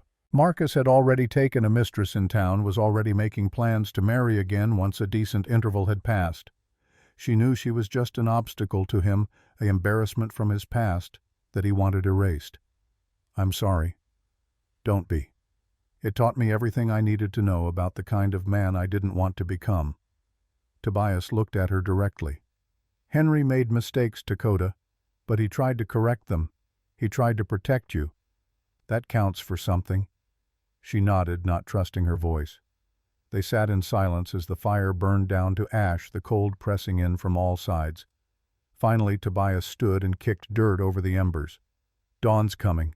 We need to move. They rode through the morning, staying off main trails, following deer paths and creek beds that would hide their tracks. The landscape changed as they descended from the high mountains into rolling foothills, pine forests giving way to scrub oak and juniper. By midday, they had put substantial distance between themselves and Jedstone Mountain Ranch. But they were not alone.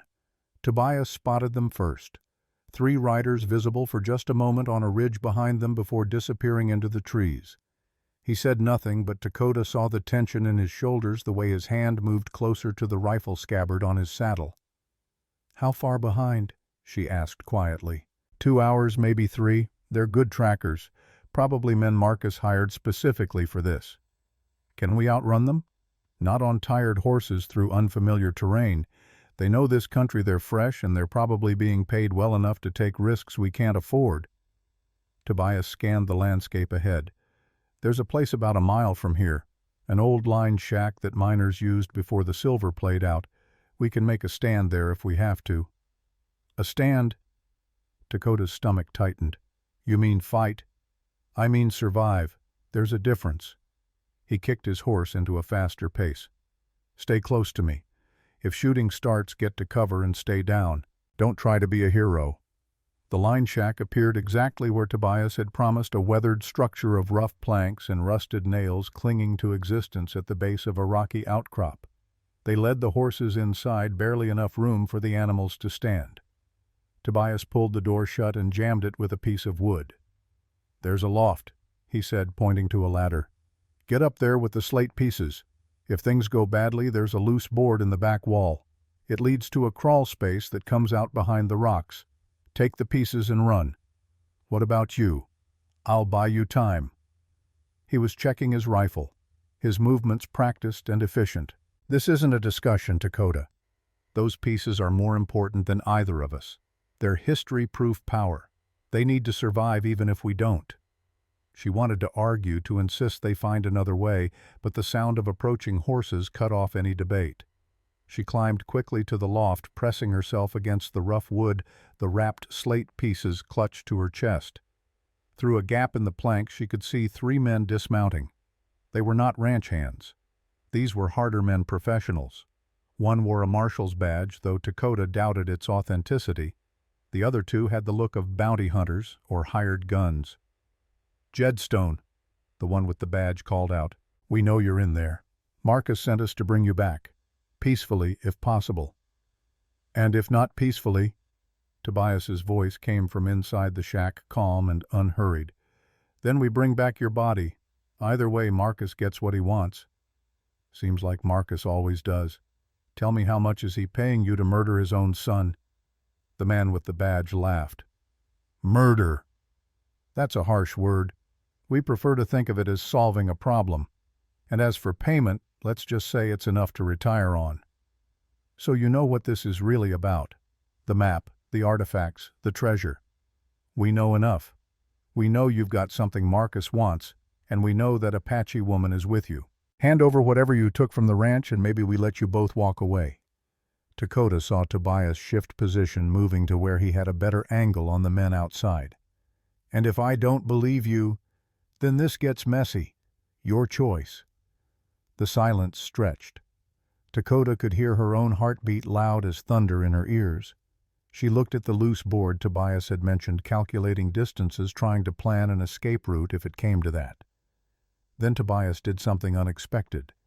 He opened the door and walked out.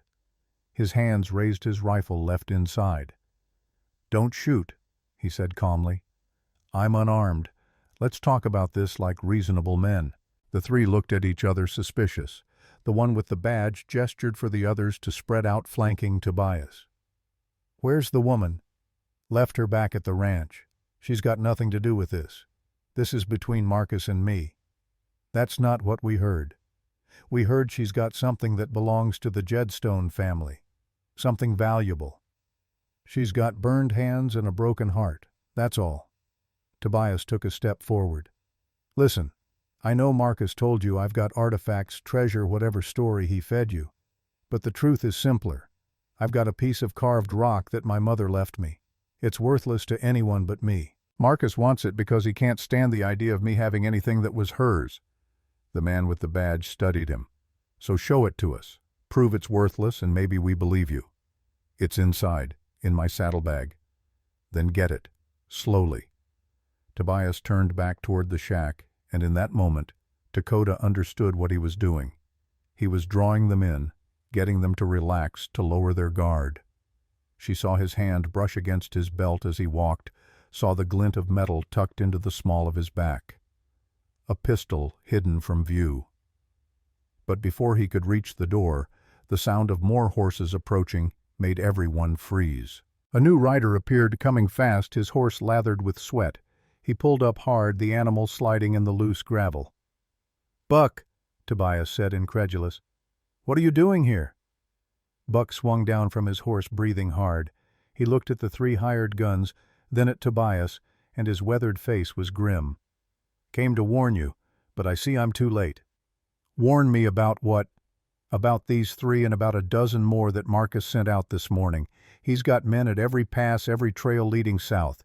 He's put a bounty on your head and on the woman's. $500 for information, 1,000 for capture." Buck spat in the dirt. "And he's claiming you stole from him, that you're wanted for theft and assault. Got the territorial marshal to issue a warrant." The man with the badge smiled. "See, all official and legal. So why don't you make this easy, Jedstone? Come peacefully stand trial, let the courts sort it out." "The courts Marcus owns," Tobias said bitterly. "How many judges has he bought over the years, Buck?" "Too many to count." Buck moved to stand beside Tobias, his hand on his own gun. "But that's not why I'm here. I'm here because I spent 20 years watching Marcus destroy everything he touches, and I'm done being part of it. Whatever you're planning, whatever this is really about, I'm with you." The hired guns tensed. "That's a mistake, old man," the leader said. "Walk away now and we forget you were here." "I'm done walking away." Everything happened at once. The leader's hand moved toward his gun. Tobias drew the pistol from behind his back with shocking speed. Buck was already firing his first shot, hitting one of the flanking men in the shoulder. The third man dove for cover, pulling his own weapon. Dakota flattened herself in the loft as bullets punched through the thin walls. The horses inside screamed and kicked. Below, she could hear Tobias and Buck returning fire, the sharp crack of gunshots echoing off the rocks. She crawled to the loose board and pried it open, revealing the crawl space as Tobias had described. But she did not move to escape. Instead, she looked down through the gaps in the floorboards, watching the fight unfold. The man with the badge was down, clutching his leg. The one Buck had shot was stumbling back toward his horse. But the third man had found a position behind a rock outcrop and was firing methodically, keeping Tobias and Buck pinned inside the shack. Then she saw it. A fourth man appearing from the tree line where he had been waiting in reserve. He was circling around, moving to get a clear shot at the shack's only door. In seconds he would have Tobias and Buck trapped. Dakota did not think. She grabbed a piece of broken lumber from the loft, tested its weight, and threw it as hard as she could through the gap in the wall. It hit the fourth man in the head, not hard enough to seriously injure, but enough to startle him and ruin his aim. He looked up, saw her in the loft, and raised his gun. Dakota ducked, but she knew she was exposed, vulnerable. The bullet never came. Instead, Buck's voice rang out, "Drop it or I drop you." The man froze, then slowly lowered his weapon. The fight was over. In the silence that followed, broken only by the groans of wounded men and the nervous stamping of horses, Tobias climbed up to the loft. His face was scratched and bloody, his hands shaking slightly from adrenaline, but he was alive. "I thought I told you to run," he said. "I don't follow orders well." Despite everything, he smiled. "I'm beginning to understand that." They climbed down to find Buck tying up the hired guns with practiced efficiency. The man with the badge was cursing steadily, his leg bleeding but not life-threatening. The others looked sullen and defeated. "What do we do with them?" Dakota asked. "Leave them," Buck said. "Take their horses and weapons. By the time they work themselves free and walk back to civilization, we'll be long gone." He looked at Tobias. "But the boy's right about one thing. Marcus has men everywhere. You can't ride south, not the normal way." "Then we go through the Badlands," Tobias said. Buck's eyes widened. "That's suicide in winter. No water, no shelter, and if a storm catches you out there, you'll freeze before morning." "It's also the one route Marcus won't expect. He knows how dangerous it is. He'll assume we're not desperate enough to try it." "Are you that desperate?" Tobias looked at Dakota. She nodded. "We have to finish this. We have to get to Father Mendoza." Buck was quiet for a long moment, then sighed. "Then I'm coming with you. Someone needs to keep you idiots alive." "You'd give up the ranch for this? For us?" "The ranch stopped being home the day Marcus came back and started giving orders like he owned the place, which legally he does. But I've got no loyalty to him, only to the idea of what that place could have been." Buck checked his rifle, reloading with calm movements. "Besides, I'm too old to start over somewhere else. Might as well go out doing something that matters." They gathered the hired guns, horses, and supplies, taking everything useful and scattering the rest. As they prepared to ride, the leader with the wounded leg called out, "You can run Jedstone, but Marcus will find you. He always does. And when he catches you, it won't be hired guns. It'll be him, and he'll make sure you suffer before you die." Tobias walked back to the man, crouched down to his level. "Tell Marcus something for me. Tell him I'm not running from him anymore. Tell him I'm running towards something bigger than his greed and his hate. And tell him that when this is over, when the truth comes out about what he did to my mother's people, about the deals he made and the blood on his hands, his empire will crumble to dust." Big words from a dead man. Maybe. But even dead men can leave behind truths that outlive their enemies. They rode out 3 figures on horseback, heading toward the wasteland that local people called the Devil's Anvil. The Badlands stretched ahead of them, a landscape of cracked earth and twisted rock formations, beautiful and deadly in equal measure. As the sun climbed higher, turning the sky into a vault of painful blue, Dakota rode between Tobias and Buck, the slate pieces wrapped carefully in her saddlebag. She thought about Henry, about the choices he had made. He had started on a path of deception, but had died trying to walk a path of truth. Maybe that was all anyone could do. Make mistakes, try to correct them. Hope that in the end, the good outweighed the bad. "Storm's coming," Buck said, pointing to dark clouds gathering on the horizon. "We've got maybe 6 hours before it hits." "Then we ride hard," Tobias replied. "There's a canyon system about 15 miles in. If we can reach it before the storm, we'll have shelter. And if we can't—" He didn't answer. He didn't need to. They all knew what winter storms meant in the Badlands. Travelers caught in the open froze to death, their bodies not found until spring thaw revealed what winter had claimed. But they rode anyway, because sometimes the only choice is between certain death behind you and possible survival ahead. They rode into the wilderness, into the storm, into the unknown, carrying secrets that could change history and pursued by men who would kill to keep those secrets buried. And somewhere in the distance, growing closer with every hour, Father Mendoza waited in his mission, unaware that 3 riders were racing against time and death to reach him, unaware that the treasure he had guarded for 20 years was finally coming home. The wind picked up, carrying the smell of snow and the promise of suffering. Dakota pulled her blanket tighter and leaned into the horse's neck, trusting the animal to find its footing in the treacherous terrain. Behind them, the hired guns worked themselves free and began the long walk back to report their failure. Ahead of them, the storm gathered strength, nature indifferent to human struggles and human suffering. And in the space between 3 people rode toward a destiny none of them fully understood, bound together by secrets and loss and the fragile hope that sometimes even broken people can mend each other. The treasure of the spirits waited patient as stone, as old as memory, as powerful as truth itself. The storm hit them 2 hours into the Badlands, arriving with a ferocity that seemed almost personal. One moment the sky was merely threatening, the next it had opened up and unleashed white fury upon the world. Snow came horizontally, driven by winds that screamed across the broken landscape like the voices of angry spirits. Dakota could barely see Tobias's back, though he rode less than 10 feet ahead of her. Buck had disappeared entirely into the white chaos behind them. She trusted her horse to follow Tobias's mount, trusted the animal's instinct for survival more than her own ability to navigate this frozen hell. "There." Tobias's voice came barely audible over the wind. He was pointing toward a dark slash in the cliff face ahead. "Canyon entrance. We have to reach it." The horses struggled through drifts that came up to their chests. Dakota's face was numb, her fingers locked around the reins with a grip she could no longer feel. The slate pieces in her saddlebag seemed to weigh 1,000 pounds, dragging her down into the snow. When they finally reached the canyon entrance, Buck was right behind them, his face gray with exhaustion. They led the horses into the sheltered passage where the wind's fury diminished to a dull roar. 50 yards in the canyon widened into a natural alcove large enough for the horses and protected from the worst of the storm. Tobias and Buck worked with the efficiency of men who had survived worse. They unsaddled the horses, rubbed them down, covered them with blankets. Dakota tried to help, but her hands would not obey. She stood shaking, watching the 2 men work, feeling useless and small. When Buck had the horses settled, he turned to Dakota. Without a word, he took her hands in his and began massaging them, forcing blood back into frozen fingers. The pain was exquisite, bringing tears to her eyes. "You did good," Buck said quietly.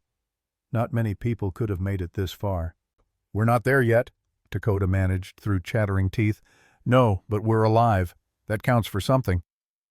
Tobias had managed to build a fire using dried wood he'd packed and debris that had blown into the alcove over the years. The flames were small but precious, throwing dancing light on the canyon walls. They huddled close to the warmth, sharing what food they had left. For a long time no one spoke.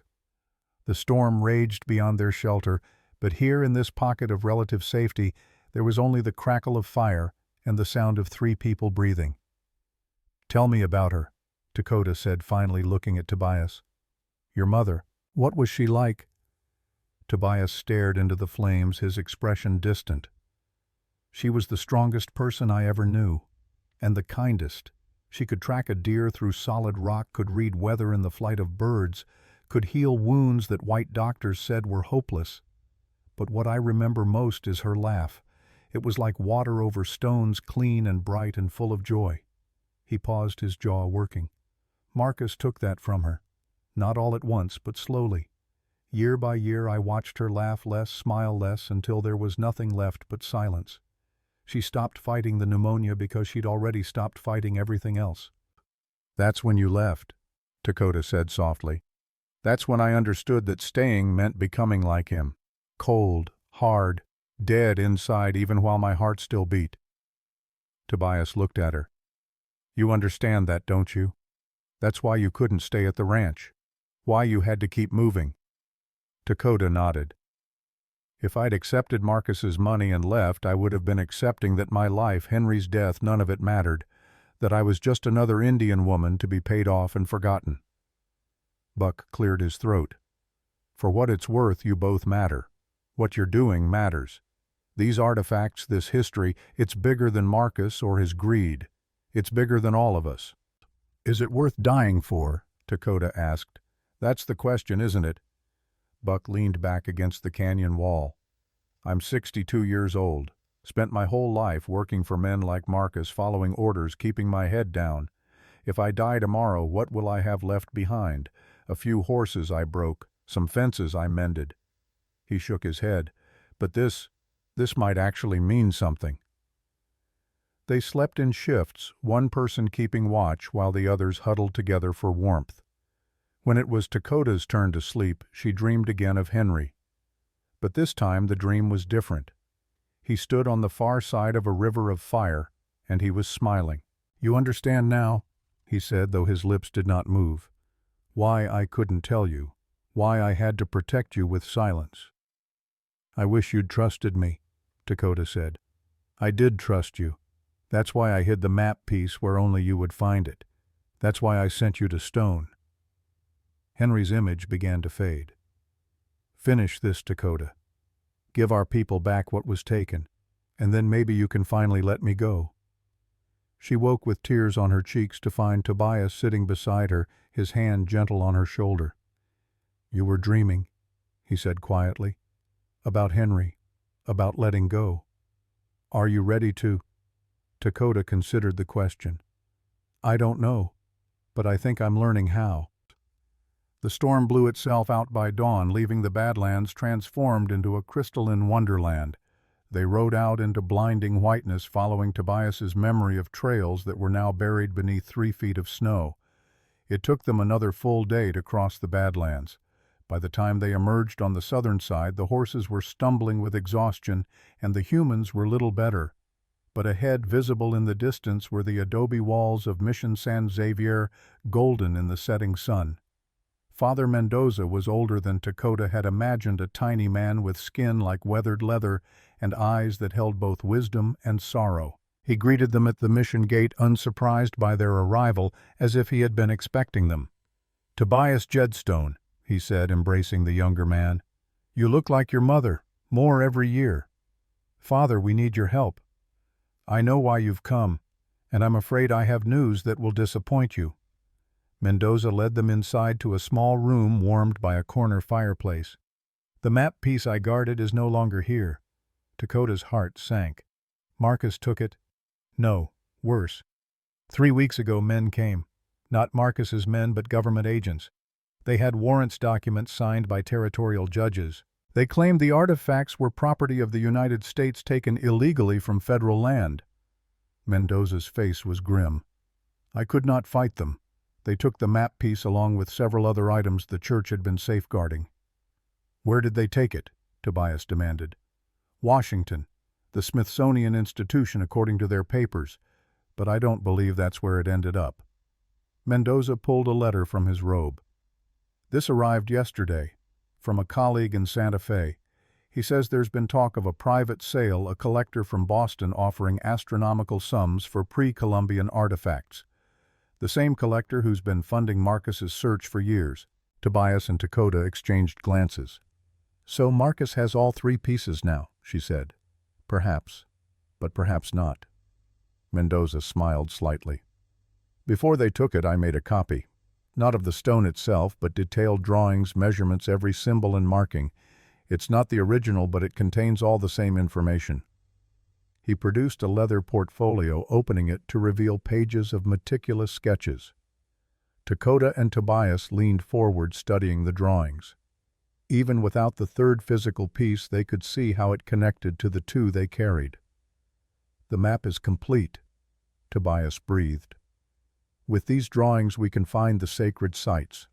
But there's something else you need to know, Mendoza said, his expression grave. I lied earlier. Marcus's men did come here. They arrived this morning about 3 hours before you. I sent them north, told them you'd gone to Albuquerque, but they'll realize the deception soon enough. As if summoned by the words, the sound of horses echoed from the mission courtyard. Mendoza moved to the window, then turned back, his face pale.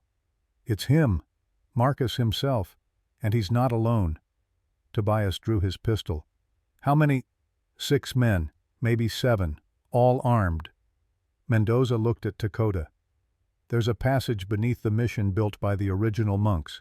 It leads to a stable half a mile away. Horses are kept there for emergencies. You must go now." "What about you?" Dakota asked. "I'm an old priest. What can they do to me?" Mendoza smiled. "Besides, someone needs to slow them down. Give you time to finish what your husband started." Buck was already gathering their supplies, moving with grim efficiency. But Tobias hesitated. "Father, if anything happens to you, then I will die having done something meaningful. Now go, both of you. The passage entrance is behind the altar in the chapel."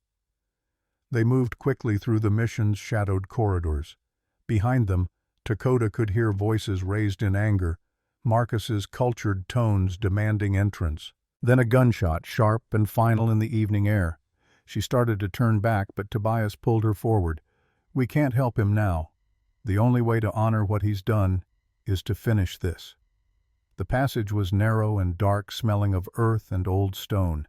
They stumbled through it, feeling their way, until they emerged in a small stable where 3 horses waited already saddled, as if Mendoza had prepared for this possibility. Buck checked the supplies Mendoza had packed. Food, water, ammunition. The old man thought of everything. "Except his own safety," Dakota said, her voice breaking. "He knew what he was choosing," Buck replied. "Same as all of us." They mounted and rode into the gathering darkness. Behind them, the mission burned flames reaching toward the stars like prayers. Dakota did not look back. She could not bear to. They rode through the night, pushing the horses as hard as they dared. By dawn, they had put 20 miles between themselves and the mission.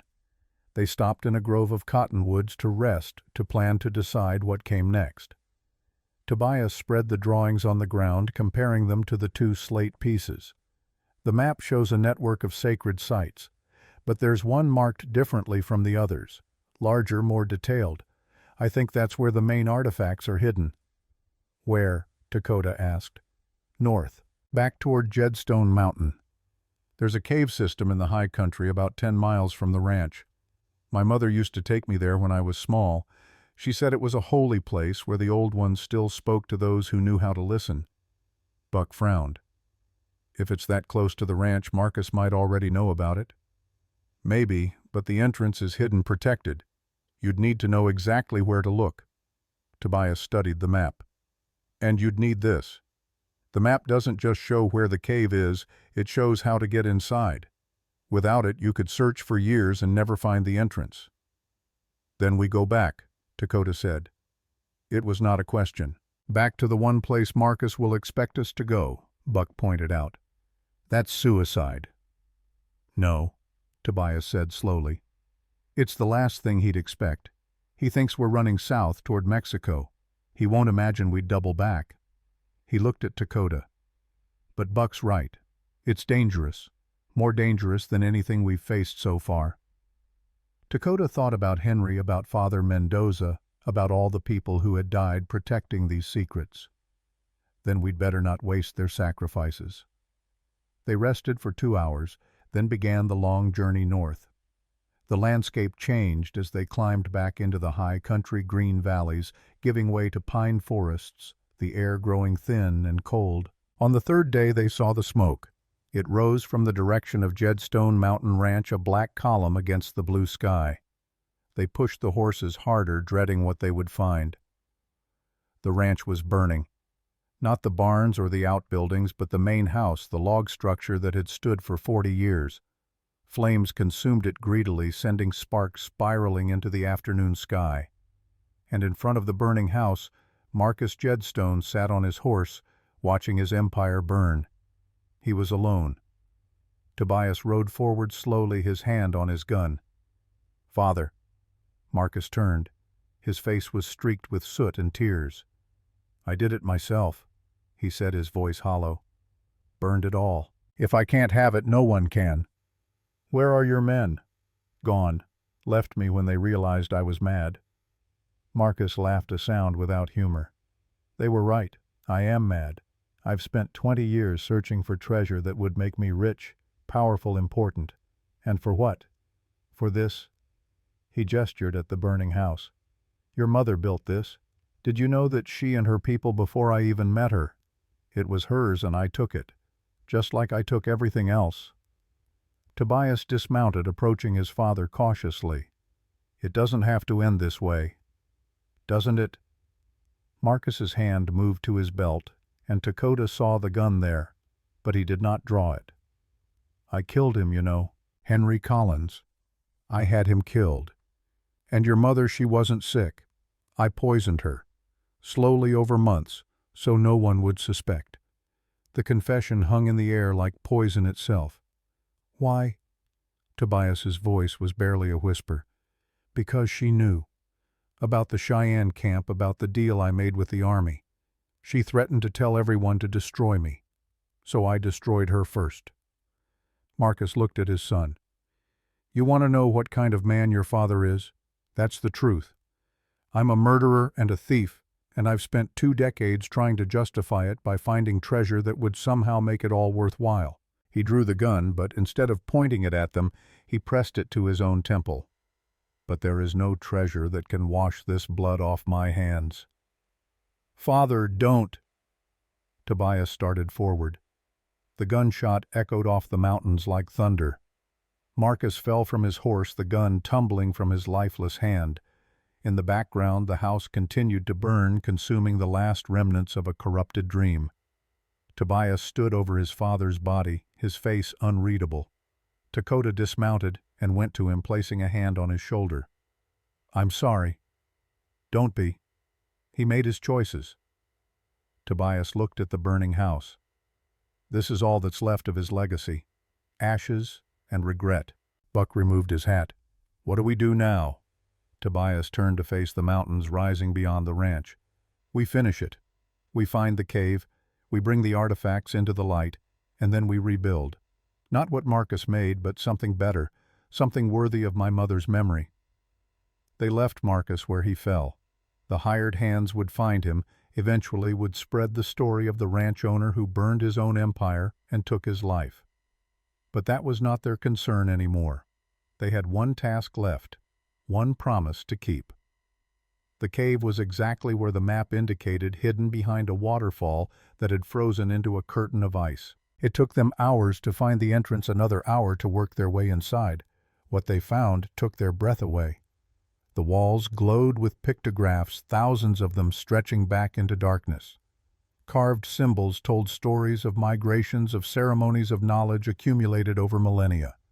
Stone tablets were stacked carefully in alcoves, each one covered with writing in languages that predated Apache, Cheyenne, even the Pueblo peoples.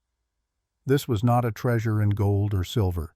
It was a treasure of knowledge, of history, of proof that civilization on this continent stretched back far beyond what any white scholar had imagined. Dakota ran her fingers over the carvings, tears streaming down her face. "Henry died for this. Your mother died for this." "No," Tobias said gently.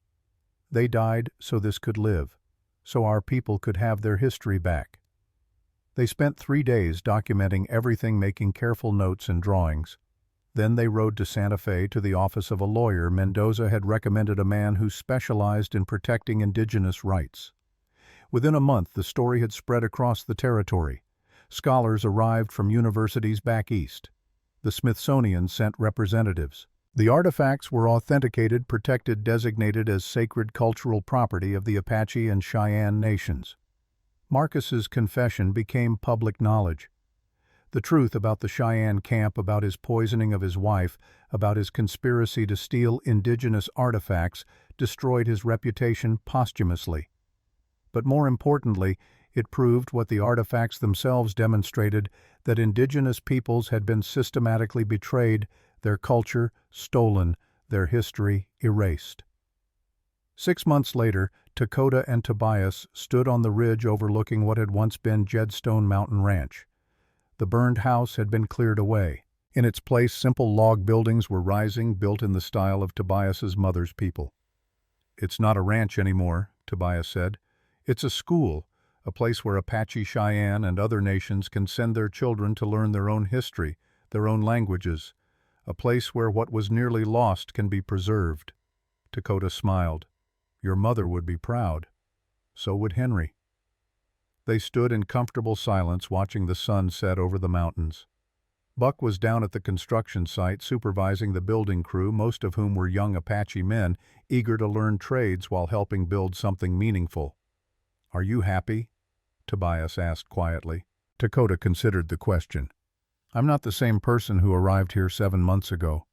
That woman was broken, lost, running from everything. This woman—" She paused. "This woman knows who she is, where she belongs, what she's fighting for. Is that a yes?" "It's better than a yes. It's peace." Tobias reached out and took her hand, his fingers intertwined with hers, scars and all. "We never talked about what happens next, between us." "I know," Dakota squeezed his hand, "but I think we're both still learning how to be ourselves before we can figure out how to be together. So we wait. We heal. We build. We honor the people we've lost by living in a way that would make them proud." She looked at him. "And maybe when we're both whole again, we'll find that we've been building toward each other all along." Tobias nodded. "I can accept that." As darkness fell, they walked back down the ridge together, not toward romance, but toward partnership, toward purpose, toward a future built on truth rather than lies. Behind them, the mountains stood eternal, keeping their ancient secrets. But some secrets, the important ones, were finally being told. And in their telling, healing had begun. Not just for Dakota and Tobias, but for all the broken people who would come to this place seeking their history, their identity, their truth. The treasure of the spirits had been found at last, and it was worth more than all the gold in the world.